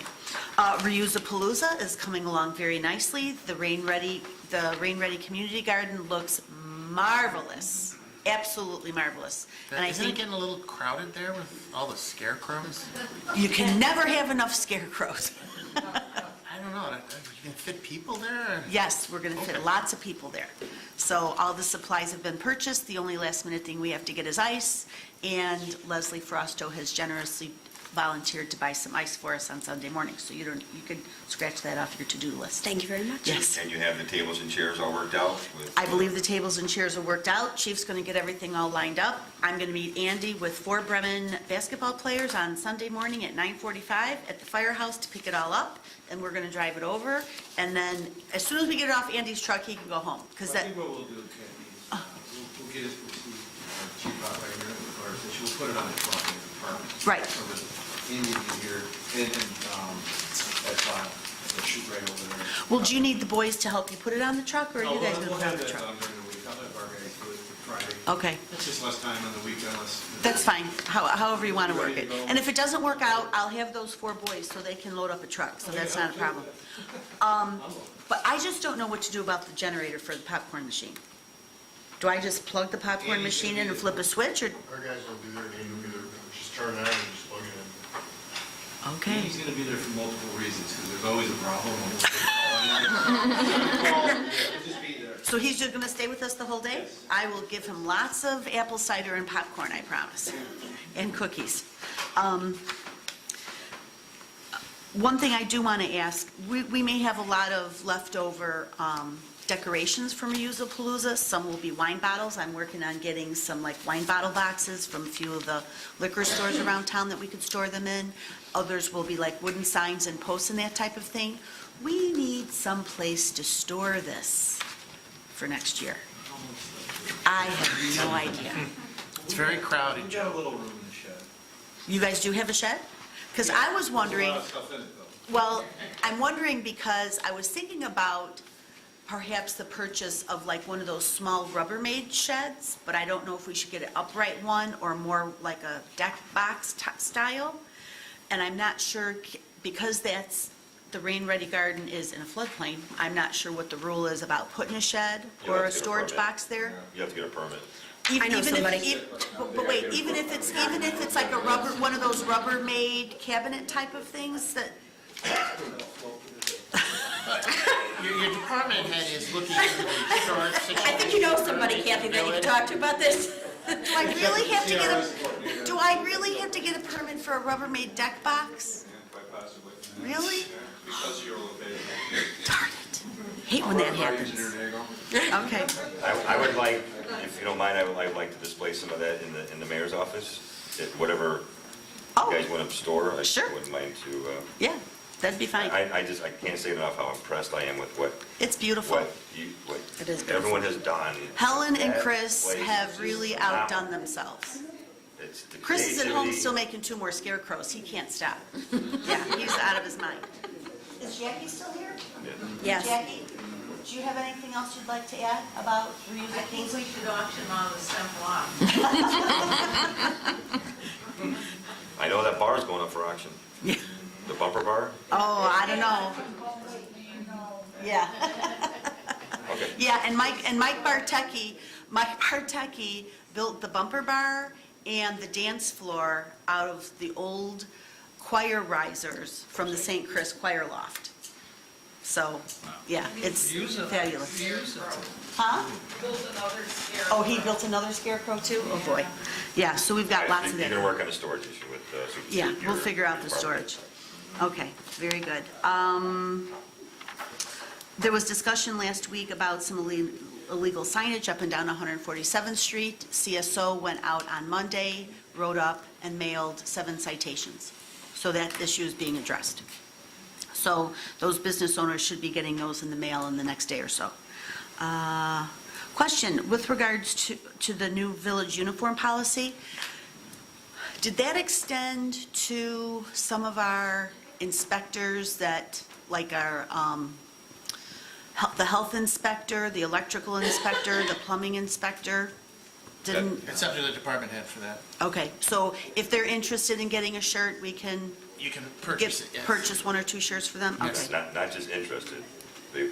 That's how this whole thing started. Mhm. We were sending our inspectors out to do inspections, and they were in street clothes. Okay, They didn't know. so we should get them a shirt, but should they also have badges? Yes. Yes. Their badges should be number 1, and their Okay. shirt should be secondary, right? Okay, all right, I just wanted to make sure. All right, very good. I wanted to ask trustee Killeby and Joe how their visit with Highbridge went, I believe a week or 2 ago. I mean, I went out there and she told me what she was gonna do, and she did. And they cleaned it all up? Yeah, I mean, it looks good to me, so I mean, okay. Do you have questions for Julia about anything? Do you want me to give you her number, her email? Yeah, You want to talk to her? that's what I thought was good, but I should call her and just say hi. Okay. I looked at the rain ready garden, they showed me what was done, that's all I know. And it looked like it was clean, except for couples, one thing, big deal. You know, so I Okay. just want to just get a monitor and for my own peace of mind, what's going on. Okay. I was there, she explained what had to go, what had to stay, and there were so many different things I couldn't keep track of. Right, exactly. And that's the exact reason why I think that the village is doing a good thing by hiring a professional to take care of maintaining it, because you and your guys aren't going to know the difference between a weed or a plant, and neither would I, so. Funny story, 30 years ago, they told me to pull the weeds out of this little area here with the corral fences. Uh-huh. My old boss said, look, he said, go up there and pull it. I pulled everything out. I'm like, "He threw shit there." And I said, they all look like weeds to me. I was like, "I'm not Joel, that kind of thing's not going to get you out of work around here. It won't. Careful what you ask. Yeah. Back to Resusapalooza for a minute. Can we put like part of the flyer or something about it like on the front page of the website for a couple of days? So when you open up the village website, that's the picture you see? And put a little bit of information on the front page there? Yes. Thank you. The CRS pre-Loma mailing. Here, I have to find my information now. If I could get my phone to open. It's going to be pretty expensive. 2 pages would have been cheaper. Pardon? 2 pages would have been cheaper. I know, but we have to send a letter. It's going to be three sheets of paper. Oh dear, where did it go? Here it is. Okay, and just to confirm, this is to mail the letters only to those folks on the water bill, on our water billing system, not to every resident in town. So therefore, apartment building tenants would not get the letter. but the apartment building owner would get the letter because there's probably just one water bill for that whole entire building. Correct? Generally, that is a true story. Okay. But my bigger concern is when we have renters who are in homes or condos where we don't know if the water bill is going to the tenant or if it's still going to the property owner. Or is our system set up that it would automatically go to both? I think we just stick to the addresses in the water bill system and we send them out that I know you want to try to hit every single. I'm not worried about every single occupant resident in town, except for, and not even the condos. I'm more concerned about the residential properties that are in a floodplain, especially in, like, not necessarily in the areas of town that don't flood, more particularly in the areas of town that do flood. So, for example, house at the end of my block is right on the creek, and I know that that is a rental. The rental will get it. So, The rental gets it. so does the tenant get it, or does the landlord get it? The tenant's going to get it. The Okay. tenant gets it. Okay. So we would Be fine. just hope that he would give it to the landlord. So is there a way that we could go through our crime-free housing list and just manually send the letters to? There's a way you can do that with the water billing system as well. It has the landlord information as well. Okay. So we can work with the volunteer, anyone, but And I'm we sure could- someone in the office can. We can also put a Pull out notice a on list. on the bill to say that we're sending that out and to look for it online. And that way, for sure, she should hit everybody then. Okay. But that wouldn't necessarily go to an owner. Well, I Rentals. thought when we had a renter and an owner, don't we send 2 copies? If we have a renter and an owner, they can both get the bill. They can both, but they don't by They can. default. They don't. Except But they don't by default. They can request that, I think, right? they don't by default, so there might be some that don't. We're gonna have to cross-check. Okay.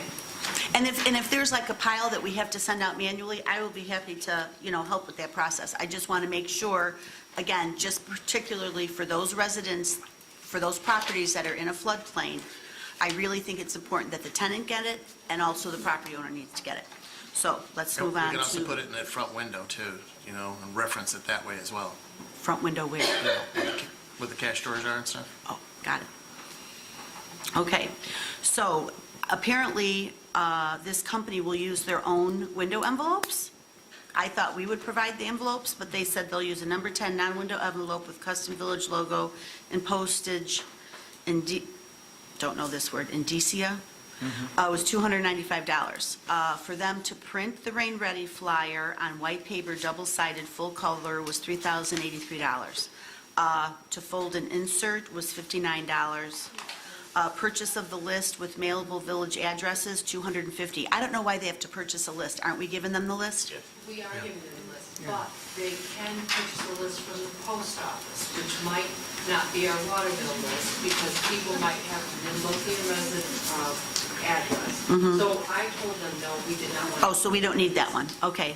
And then there's data management. Includes preparing purchase list for mailing. Okay, so that's $750 we don't have to spend. Because if we're going to give them our water bill file, we don't have to pay the $250 to purchase the mailable list, and we don't have to pay them $500 for data management. $500 we do have to, Yeah. We do? Still have to do that. Why is that? because there's a certain, they included some things under that data management. Well, then maybe the data management can go, maybe we can negotiate that number a little bit. Because it says here, includes preparing purchase list for mailing, NCOA/CASS certified file sorting for postage discount, laser imaging of addresses onto the envelope, folding of rain-ready flyer, assembly of items into the envelope, traying and delivery to the Carroll Stream Post Office. Can you forward that to the board and we can hammer this out? And actually, Kathy, I'm still waiting, as you know, you reached out to me yesterday. I'm Right. still waiting for word from Dawn Thompson at Center for Neighborhood Technology, because they may be able to do the printing. Right. So the total cost of all of this, which includes the $250 for purchasing the list, was like $4,187, plus postage. Postage is $37, or 37 cents each. So it's $4,100 plus. Okay? but that includes them doing the Rain Ready flyer. So I will forward this to everybody. I just didn't get a chance to do that before the meeting. I wanted just to get that number out there so you were aware of it. And we will discuss this again because we're still waiting to hear from CNT if they're going to be able to do the printing. Well, of the Rain Ready they flyer. did make a commitment, I just don't know to what extent. Okay. And I reached out to Dawn twice, and she was out of the office. One of the reasons I didn't get a response was she had been out in the field, so, and, you know, every week I ask CNT for something else, so try not to bug them too much. Right. Can I ask a question? You know, maybe this is something we should add to the agenda for next week to discuss, because I know we're talking about sending out these mailings, and I know you're working with getting it done. Maybe while we're doing this, we should move forward with the initial study that we've already approved. I would agree.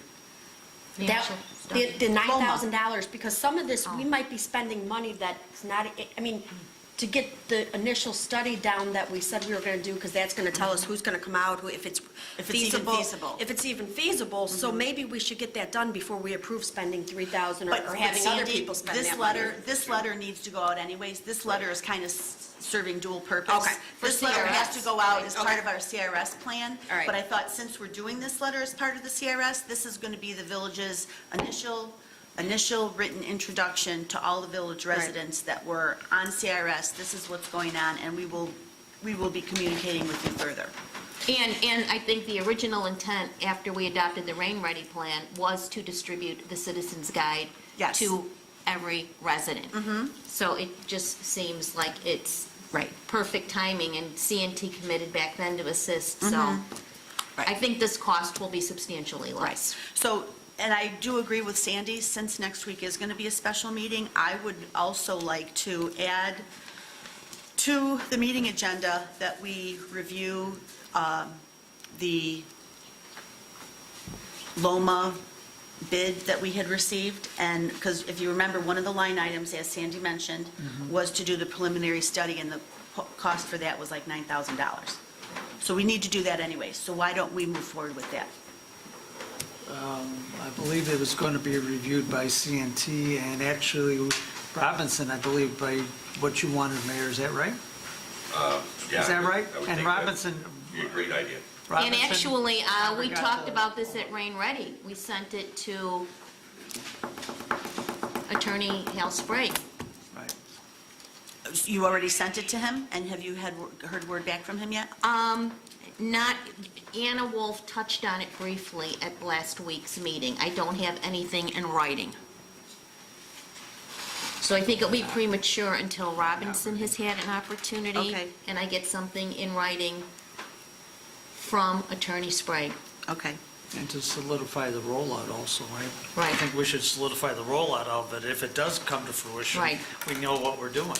Yeah, I think it'd be premature to approve it until we have all of those items in place. What other items have to be in place Well, besides? Robinson has it, and we get something from, because Attorney Sprague. Does Engineer Nagel have a copy of it? No, they don't have it. We just talked today, they never got it. Okay, then someone needs to forward it to them, and then we Which have to will be follow done. up with CNT then. I will. Okay. And that's all I have. Thank you, ma'am. Thank you. Trustee Gillis? Yes, Mayor, just a couple of things. We had a donation that Jennifer, the director of Midlothian Library, she has been graciously storing for us. These items actually came from Keystone Cafe. They were pictures that were hanging up in there over the years. And when the new owner took over, he graciously donated them to the Historical Society. Jennifer had them in her office. I picked them up actually yesterday. Along with those items, there were a lot of the 4x4, 3x3 pictures. What we're going to do is replace some of the pictures. They're identical pictures that are hanging up that are 8x10s. So we'll replace those. What we're going to do is repair some of the frames. They're chipped. They need to be repainted, repaired a little bit before I hang them up. And with that, they'll be inventoried, and we'll be taking some of the identical pictures down, and we're going to find a home somewhere in the village hall here to hang some of these identical pictures up. So we're going to start displaying them. I know that we have some plans for projectors in the village chambers here. So we're going to find spots where they're not going to interrupt any additional things that will be going on. We may utilize the meeting room walls or even some space within the village. If we have pictures that are police-related, fire-related, public works, we may see if we have some areas that are common areas that we can display these instead of just having them sit in a binder or in a box. I think it's to our advantage to have them displayed where people can see them. So we're very thankful for Blueberry Hill and the owners for hanging on to them. They weren't sure what they were going to do to them, so Mrs. Morowski played an important part. I know that every time that we went in there, I know my father was bugging them and asking what they were doing, so I'm glad that they were gracious enough to hang on to them and give them to us. Along with those items, there are also items from the Morowski family. Former Mayor Morowski and Mrs. Morowski had a bunch of past golf outing items that they donated, so those were boxed up and they are now over at the Historical Society. We're going to find homes for them. There's a lot of very nice items, including there's some items that were from St. Christopher, some hats, some blankets, some stuff like that. So again, everything will be itemized and we'll find a home for them, and I'm very glad to have them. We do have a couple other residents that are graciously donating some items. I haven't had a chance to pick them up yet, but it's nice to see that people want to add items. Since we had the 90th birthday celebration, I think the word got out and they're more willing to add things to the Historical Society, and with the volunteers that helped renovate it, I think we're going to start changing things around and adding some new looks to it, and we are still looking for additional volunteers to help out there. I'm thankful for the committee people that are doing the work there now on Wednesdays, that we're going to get this inventory done, and that's going to be a big help for us, and we're still utilizing the facility for different venues, so that's great to hear too. With that, we have the police report, or fire department report for the month of September.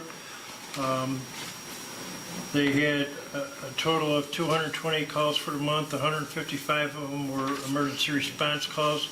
That brings the year-to-date call total to 1,829 total calls. They had a billing total for the month of $110,780. They collected $22,872 roughly. Year-to-date, they billed roughly just under $500,000, and they collected, received approximately $151,298,000. During the month, they completed 753 hours of man-hour response. Total man-hours extended for the month was 1,576.28 hours. During the month, they also used approximately 380 gallons of gas. We paid 225 gallons of gas for the month, which is a great price. We used approximately 300 gallons of diesel fuel at a cost of 235 gallons a month. And that is all I have. Thank you, sir. Trustee Iden. Thank you, Mayor. I also have just a few items. Kayla from the Horton Group will be conducting insurance renewal meetings on November 2nd and November 6th for employees. This year we have an online system that we'll be using, that the employees will be able to use to update or change their insurance carriers and their information. Additionally, we had two companies that responded to our RFP for payroll and timekeeping. They've been turned over to the department heads, and we will schedule a meeting with them to discuss it and go forward with that. We also would like to add to next week's meeting a we should have a person to hire for our part-time clerk position. So we'll look forward to get it for approval for next week as well. Yes, I conducted the last interview this afternoon, so we'll send a recommendation to the board with their application. All right, well then, that's it for me. Thank you. Thank you. Trustee Kreis. Thank you, Mayor. I'm going to read a letter that I read at our committee meeting last week, but I think it bears reading again because it's so important, and I'd like the department heads to hear about this. And this letter is from the Chicago Metropolitan Agency for Planning, and it was dated October 12th. And it states, "Dear Trustee Kreis, thank you for your recent application to the Local Technical Assistance Program on behalf of the Village of Midlothian. I am pleased to inform you that your application for assistance to develop a stormwater management plan has been successful. Please note, however, that CMAP's ability to pursue this project is contingent upon securing funding from Cook County's CDBG-DR program. Discussions with the county on this matter are well underway. In the event that this funding is not secured, CMAP would need to reconsider its ability to fund this project. A member of our staff will be contacting you soon to discuss the next steps in launching this planning process. The agency will be publicizing the event. They provided a press release. We look forward to a meeting with you to begin setting a scope, strategy, and timeline for this collaboration. Congratulations on submitting a successful project. Sincerely, Joseph C. Zabo, Executive Director." So we submitted an LTA, Local Technical Assistance application, to do a stormwater infrastructure needs study on our stormwater. Joe, this is going to save us a lot of money. So what CMAP will do is engage an engineering firm, just like they did on our prior local technical assistance program. They engaged a professional engineering firm to do this study. I did talk to Tony Mano, who's confident the funding will come through. I did get a congratulatory email from Kate Vasic saying she was looking forward to working with the Rain Ready team and with you, Joe. And then I sent a thank you to the Center for Neighborhood Technology because Anna Wolf helped write this application. It was a collaborative effort. It was a lot of work. And Linda Young, who is the acting executive director of the Center for Neighborhood Technology, responded, "Congratulations. We are happy to see this exciting outcome from our collective efforts. This is exactly the kind of project that we want to invest our time and expertise in." So, again, another successful grant application, and I think what's key here is that in their press release, CMAP approved 34 new projects, and it's rare that someone who was funded in their prior round would receive funding, and we got it. So I think this is just really innovative. They're looking at us as, again, being a leader. And nobody else, if you look through the projects they funded, nobody is doing these kind of projects. So we continue to be in the forefront, and I think they're looking for us, again, to be a model. So once this study is done, we will then have the data for the Center for Neighborhood Technology to come in and help us set the fee that we need for our stormwater infrastructure needs. So again, Joe, we're probably going to be sitting on another committee, but well worth it. I don't know the value of this project, but I would venture to say it's between $80,000 and $100,000. We do have to pay, I think, a 10% match, but still, we did it again.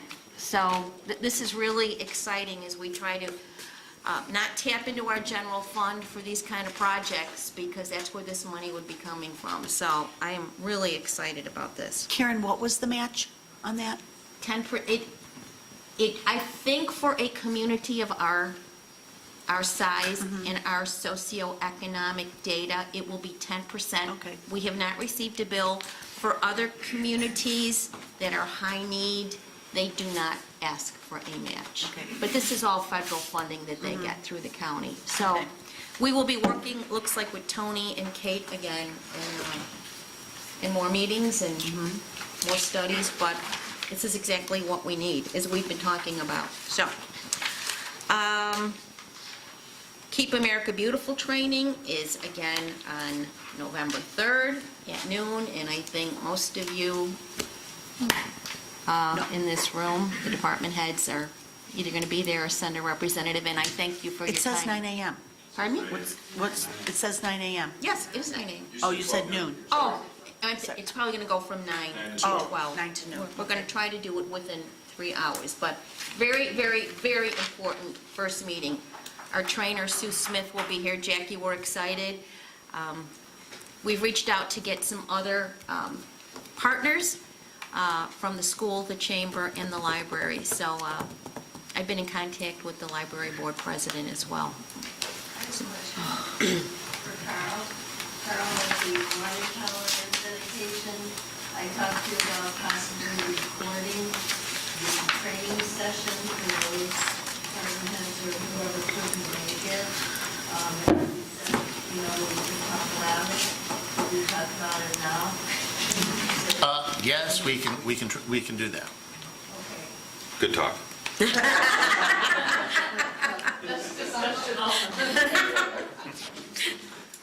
So we are going to do that? Yes, we are going to do that. Okay. Okay, so that's where... Karen, did you get someone from Bremen to participate? Is that what I you're talking reached out to Dr. Kabelkis. Okay. I've sent out all kinds of emails, okay? Everybody's been invited. Okay, all right. Okay. If you don't hear anything back, will you let me know? Okay, well, I mean, anybody can attend, but I did invite Superintendent, Dr. Kabelkis, Superintendent Hollingsworth. I sent it to the president of the library board. I sent it to the chamber, so everybody knows about it. Okay. You don't want to miss this, okay? Moving on, just a couple more updates. Last week, we had back-to-back meetings. Natalie Creek Trail Steering Committee met on the 19th, and I just want to touch on the first item on the consent agenda was the approval of the ordinance authorizing an intergovernmental agreement providing for the establishment of the Natalie Creek Trail. This will be for the Illinois Transportation Enhancement Program grant that the village will be applying for the Phase 1 engineering for the Natalie Creek Trail. We hopefully will have signed intergovernmental agreements from the City of Oak Forest, City of Blue Island, Village of Crestwood, Village of Robbins, Midlothian Park District, and Oak Forest Park District. I was delighted that Mark Miller from the City of Blue Island has joined our team. So Natalie Creek Trail Steering Committee continues to grow and do great work. And that grant application is in process now, and Dave Landwehr from Terra Engineering is taking the lead on that, but we have a lot of help from Ken Chastain, who's Crestwood's village engineer as well. And the next Natalie Creek meeting will be November 28th at 10 a.m. We will be putting the final touches on the ITEP application, and it is due December 1st. We just think it's really important. Again, it's very competitive, very political, but we think that if we have all these partners and we have the intergovernmental agreement showing support that this is more than just Midlothian, it's regional, but Midlothian is the lead on the grant application. The application will be submitted by the Village of Midlothian. The Rain Ready Steering Committee meeting met after that. Anna Wolf was here from CNT. A lot of discussion about a lot of things as we move forward. A lot of work going on behind the scenes, trying to, again, get funding for items through the Center for Neighborhood Technology. I can't say enough about them and what they continue to do for the Village of Midlothian. And because we have so much going on, and we have Thanksgiving holiday in November, the next Rain Ready meeting will be on December 14th at noon. So that dates those two items. So, hold on, just let me double check. Natalie Creek is 11:28 at 10, and Rain Ready is 12:14 at noon? Correct. Okay. Okay? Kind of keep these things moving along. This morning, I represented the Village of Midlothian at the Chicago Southland Economic Development Corporation quarterly meeting. It was hosted by the Village of Alsip and Mayor John Ryan. It was probably one of the better attended CSEDCs that I've been to. And one of the presenters was Michael Jesso, he's the Director of Economic Development for Cook County, talked about the South Suburban Economic Growth Initiative. I made sure I touched base with him, gave him my card. He again stressed the focus that President Preckwinkle has on the south suburbs. So this was really interesting. There are a lot of good presenters. I actually went up to Reggie Greenwood and said, Reggie, this is probably one of the best quarterly forums that you put on, and he said, I think so too. And there were just a great deal of people there, and I talked to a whole lot of people, and I'm going to have lunch with the Economic Development Director from Oak Forest, who is on our Natalie Creek Trail Steering Committee too. So he wants to talk about continued collaboration on our shared corridor of Cicero.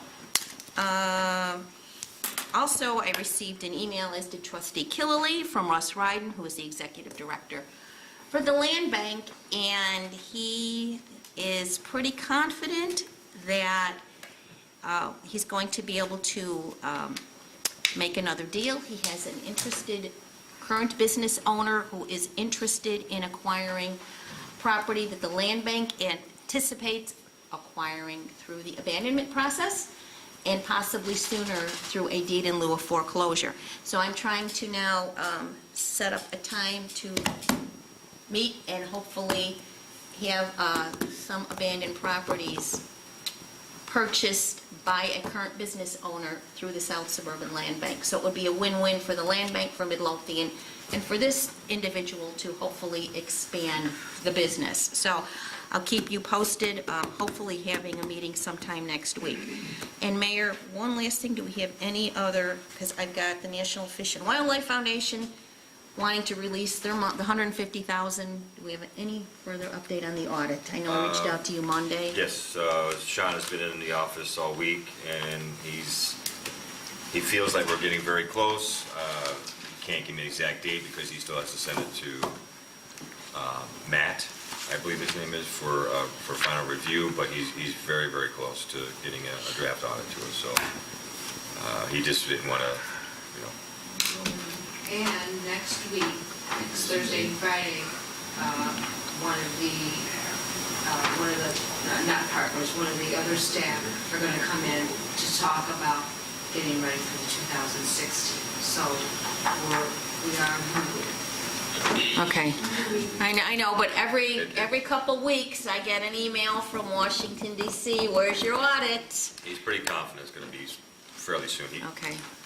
I don't want to misspeak for him, but it sounds like it'll be very soon. They're holding up a $150,000 grant. Every time I see him, every time I see Sean, I hit him over the head a couple of times for you. Okay, thank you. He's working diligently. And I think That that's, explains why he wants bandages from me all the time. I believe that's all I have. All right, you mentioned Ken Chastain helping with the ITA. Have you ever reached out to Engineer Nagel or Robinson or working with the grants? I know they have. Ken's volunteering his time, and he comes to at the request of Mayor Lou Presta. Mayor Presta attended a couple Natalie Creek meetings, and now he sends Ken, and he's volunteering his time. Thank you, ma'am. Moving on to department heads, Chief Hotwagner. A couple things, Mayor. First of all, the Midlothian Fire and Police Departments both received plaques at our Ravens Chiefs meeting from the Davis 22 Cause of Origin team for our work in the investigation of 2 arson fires, along with the state fire marshal. So the police department and fire department received one for our work preservation and detectives working with pieces.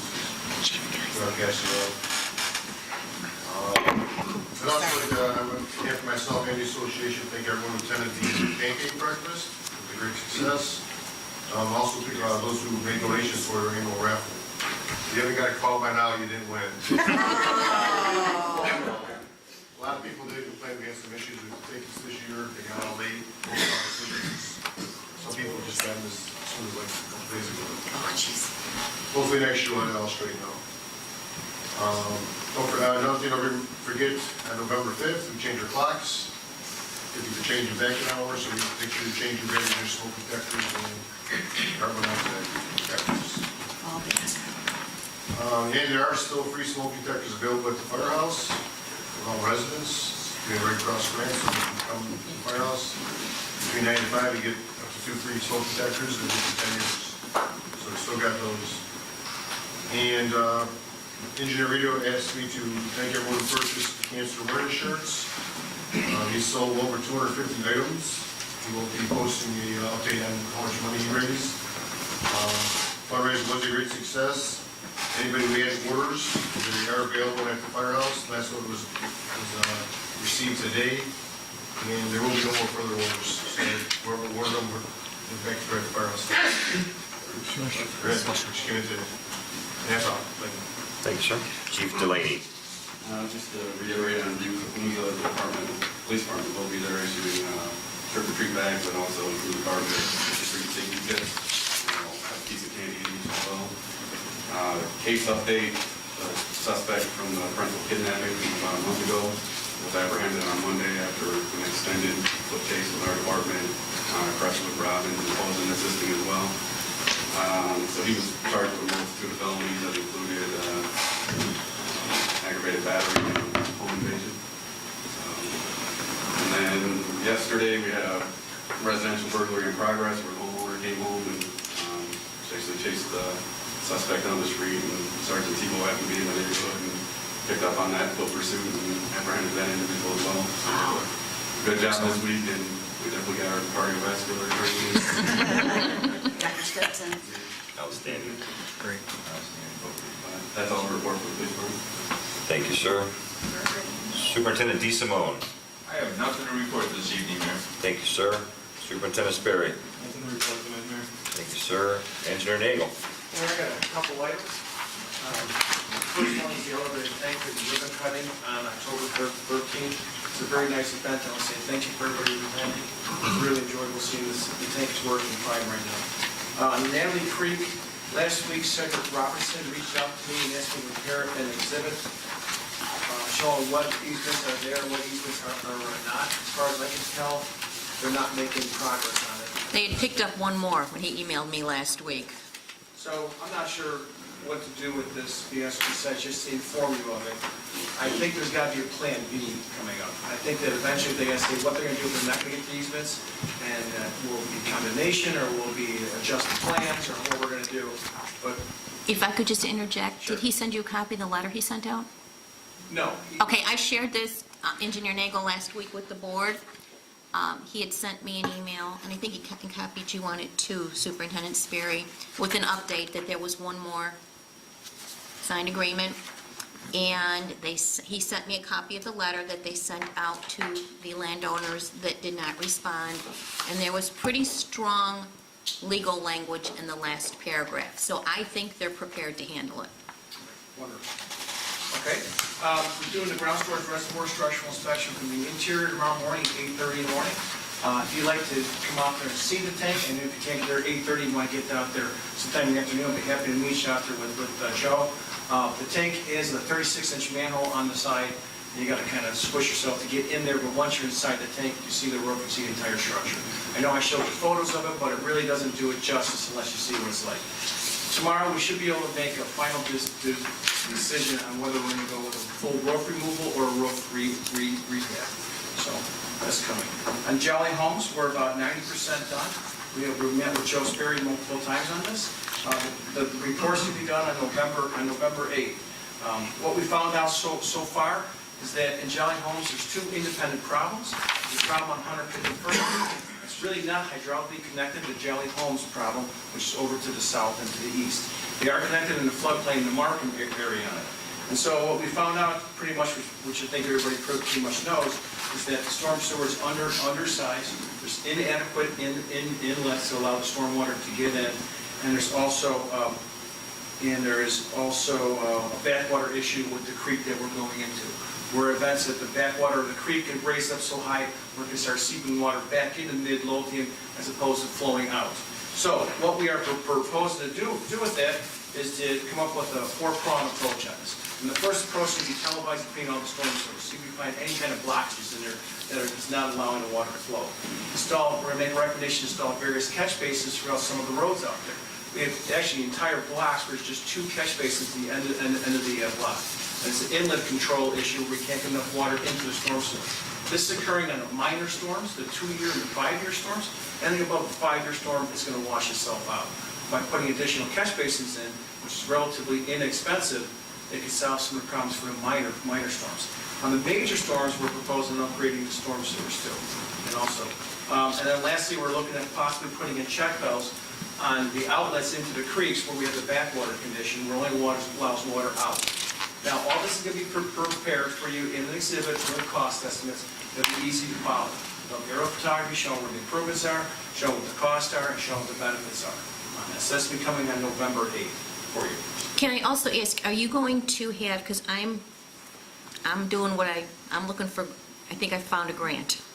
Are you going to be able to supply us with the photos you've collected as well? Of course, yeah. Okay, wonderful, wonderful. So the photos we collect are for the residents to show Correct, historical right. flooding. From 2013. Yeah, we have about 10 of them. And the residents were great. They were Yeah. wonderful sharing all that information with us. But that area wasn't considered a natural disaster or a federal disaster, so No, that FEMA no, it's grant not. wouldn't apply. No, this is not the FEMA grant. But what I have found has to be related to the 2013 storm event, and this would qualify. Trustee, I'm not sure if we have photos for that event, but the photos are time-stamped and we can tell. Okay. I don't know, I have like 10 or 20 photos. So Okay, great. They're also so funny. Got fabulous news on the CRS. We were talking about a mailing on it. I spoke to Luann Patarella. I speak to her every day before the meeting to see where we stand with it. She has everything she needs. She's very, very positive, and she feels in 2 weeks we're going to get a letter of recommendation. So if you're thinking of sending a mailing out, I suggest you wait until after we get the right letter of recommendation. Yeah, she said her staff and FEMA got back with comments, and they were all minor. And they said, Joe and Billy and you and everybody's been working really hard to address them, so it wasn't painful as I thought it was going to be. No. And it was pretty Jackie, darn good. the pig is flying. Rubber necklace. The RTA CMAC grant is on letting for January 19th of 2018, and it's going according to plan. We're going to award it sometime in March, and we'll start sometime in spring. CDBG project. So I put on your desk a picture showing where possible location of rain gardens can go. On your CDBG project, you're proposing to put 4 small rain gardens in. And I contacted CDBG and saying that these are expensive, they're hard to maintain. They don't work that well when they're small. We put one larger one in. They love the idea of putting one larger one in. So, I'm coming to the board tonight to get your recommendation. It's okay for us to make this formal request to CDBG to put one large rain garden in. We have a location here which we proposed on 150th Street to put a smaller one. We can combine all 4 of them into one larger.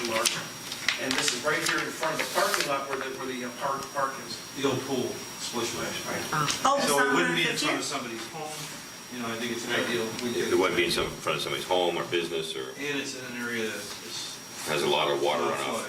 Right, and you can see there's a little drainage swale here coming out toward the road. We can pick up all that, have it sit in the yard and percolate out. It seems like an excellent spot for it, and if you're okay with it, we'd like to make a formal request to the county so that we can change it from 4 small rain gardens to 1 large rain garden. And actually, we would probably capture more rain, what I know from writing all these grants, we would capture more rainwater probably in this one garden. It would be much easier to maintain. We wouldn't have to maintain an additional 4. It would just be at one site. I think it's a great idea. I'll reach out to the Park District to see if they would. Is this their property? Well, it's the Parkway, but it's in front of their property. Maybe I can. But the Parkway is the villages? See if I can get them, talk them into maintaining it. But it's a rain garden again, so it's going to need some specialized maintenance. They've got a bunch of them around their parks, so maybe they know what they're doing. I don't know. I know those are more. Let them take care of it. Nice try, Superintendent. Excellent idea. You are not getting off weed duty, Joe. One other thing on that. If you notice, I just realized this a few minutes ago, that the sidewalk is not traversing across the parkway there. When we have the CDBG job and we're improving the roadway there, it won't be included in the cost for the sidewalk. So typically what happens is that we overestimate the construction costs in the beginning until the design's done. If you kind of want to sweeten the pot for them, we can put the sidewalk across and take over maintenance of this, that'd be wonderful. Not having to maintain this would be great. I mean, we could put a nice sign dedicated to them, that kid in the village and CDBG, and then we get this walkway going. Because now the residents are forced to go out to the road on it, so. Yeah, and every opportunity we can put nice sidewalks. Yeah, there's a lot of little gaps in town, which is kind of strange. Too many, yeah. Great idea. So if you're okay with it, I will ask CDBG if we could combine them all into one. Perfect. Okay, thank you. Great idea. Is that it? Treasurer Britton? Sure. All right. Attorney Valdez. Briefly, I hope by the next time the board meets to have news of either the settlement of two of the cases that we are currently involved in litigation, and while looking through the village code for other things, I came across a reality that is problematic for us, and that is that the village has not revised its administrative adjudication process since becoming home rule. And what that means is that we are not taking full advantage of the authorities and the powers to enforce our municipal code, as well as our building code, as well as every other item that we enforce under our administrative adjudication. That is going to require either a choice of two things, either a major rewrite of the village code with regard to the administrative adjudication process, which would mean to repeal our old one that applied for non-home rules and replace it with a new one that would govern home rule municipalities, or to have me try and patch it up by taking out little sections of the administrative adjudication that would match up with home rule powers as opposed to non-home rule powers. But that is a choice that I'll be bringing to the village board soon. That's it. Thank you, sir. Under my business, I'm looking for a motion to approve the appointment of Jerome Gillis, Sr. to the Midlothian Markham Water Commission. I'll make the motion. I'll second. Can't we all be down in seconds? Any discussion? Roll call, please. Trustee Kreis. Aye. Trustee Cagney. Aye. Trustee Crowley. Aye. Trustee Gillis. Aye. Trustee Ivan. Aye. Trustee Killelea. Aye. Motion carries. Thank you, and thank you, sir, for, I know you don't have enough to do, so I appreciate you volunteering to join this commission. So thank you so much. Also, I'd like a motion to approve the appointments to the Community Service Committee. Unfortunately, I have them on my phone. If anyone has an issue with one of them, let me know. Community Service Committee is being chaired by Terry Stevens. He's got a heavy hitter list of people here. He wants to appoint Otis Lang, Bremen High School Restorative Justice Program, Alan Kickert, Sheriff Deputy True Youth Commitment to Service Award, Midlothian resident, Marcia Amaron from 143, District 143, Angela Zub. From the Midlothian Park District, and Jennifer Control from the Midlothian Library, and Jen Chastain. So I'm looking for a motion to approve all those to be on the Community Service Committee, and their first meeting is tomorrow. May I ask what the Community Service Committee, what their mission is? They are trying to create and promote programs that will give our youth community service hours, keep them involved, keep them out of trouble, keep them community service. Okay, so it's more of a youth program? Could be. It's a youth program? No, it's a community service. It's going to provide services eventually for everyone, but their big focus is going to be on the kids and the high schoolers, and that's why you got Dean Lane on here, and of course Alan Kicker. He received one of those awards earlier when he was younger. So it's We've had this committee in the past. Okay. Who's the liaison? I'd like to volunteer. I to would be the too. liaison for that. If we could work together. I made that appointment way back when. Okay, well, after we make this approval, then Did I get a motion? No. I'll motion. Second? Second? Okay. Roll call? Trustee Cagney. Aye. Trustee Crowley. Aye. Trustee Gillis. Aye. Trustee Ivan. Aye. Trustee Killily. Aye. Trustee Kreis. Aye. Motion carries. And I am appointing trustee Jerome Gillis to be the trustee liaison to the Community Service Committee. No vote necessary. I'm looking for a motion to approve the salary increase for Deputy Fire Chief Joe McClelland as per agreement that we discussed last week at committee meeting. I'll make the motion. I'll second. Any discussion? Do we need roll calls on these? Yes. Yeah, it's mine. Roll call, please. Trustee Kreis. Aye. Trustee Cagney. Aye. Trustee Crowley. Aye. Trustee Gillis. Aye. Trustee Ivan. Aye. Trustee Killily. Aye. Motion carries. I'm looking for a motion to approve the salary increase for the Building Department Superintendent, William DeSimone, as we discussed last week at committee. I'll make the motion. I'll second. Any discussion? Roll call, please. Trustee Cagney. Aye. Trustee Killily. Aye. Trustee Crowley. Aye. Trustee Gillis. Nay. Trustee Ivan. Aye. Trustee Kreis. Aye. Motion carries. Thank you. Let's see, Stag High School Music Boosters. They would like me to let you know, sorry. They are having Art for the Season, an Art and Crafts Festival, November 11th and November 12th. I'm assuming at Stag High School, 111th and Roberts Road, $2 adult admission for the show. If anybody wants the information, I have it up here. You already talked about the library doing the climate change impacts. Is anyone interested in going to Ingles Hospital for the kickoff breakfast for Development Foundation Community Grant Program? Why are you looking at me? I looked at everyone. I looked at everyone. Well, and Maggie's laughing. One more meeting for me to go to?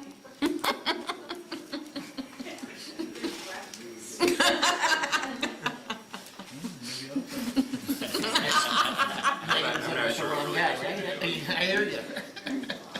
I was reached out to by Rita Sarney, the Friends of the Library event coordinator, and would like the village to entertain the idea of putting a little free library out in front of Village Hall. I told her it was an outstanding idea.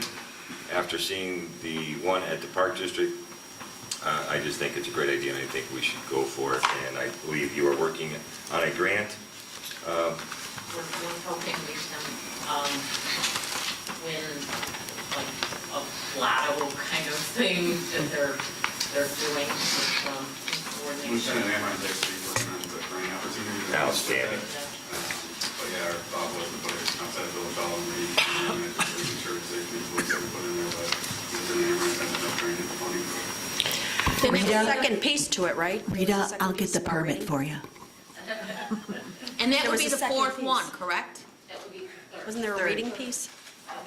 No, we have one at, The metro station and the, Park District. those are the Friends of the Library. okay, but we do have one in front of a private residence. Right, and there's another one that's on the map, that's the other side of Cicero. And that, anybody can put one up, actually, you know, it's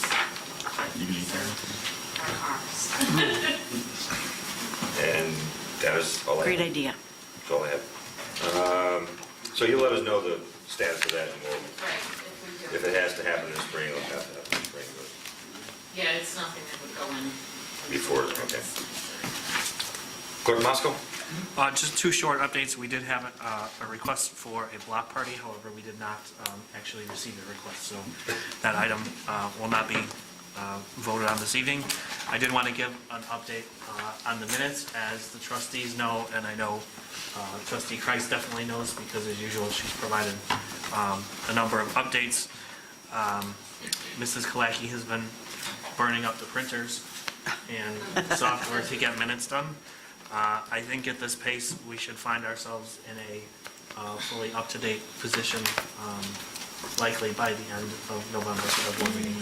So I do appreciate your help and your patience and in reading the minutes and reviewing them.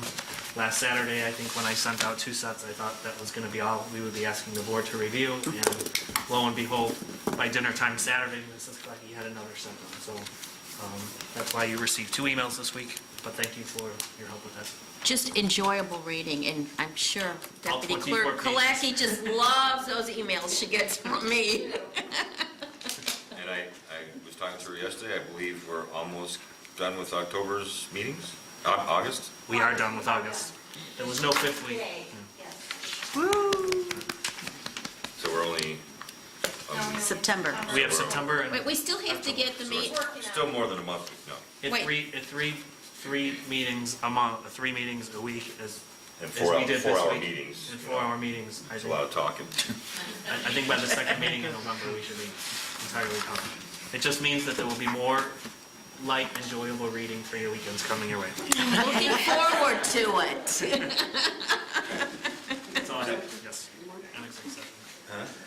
Executive session. Yeah, I know. At this time, I'm looking for a motion to go to closed session to discuss employment, compensation, discipline of a specific employee. A brief executive, closed session. I make a motion. I'll second. All in favor? Aye. All opposed? There will be no further action after closed session.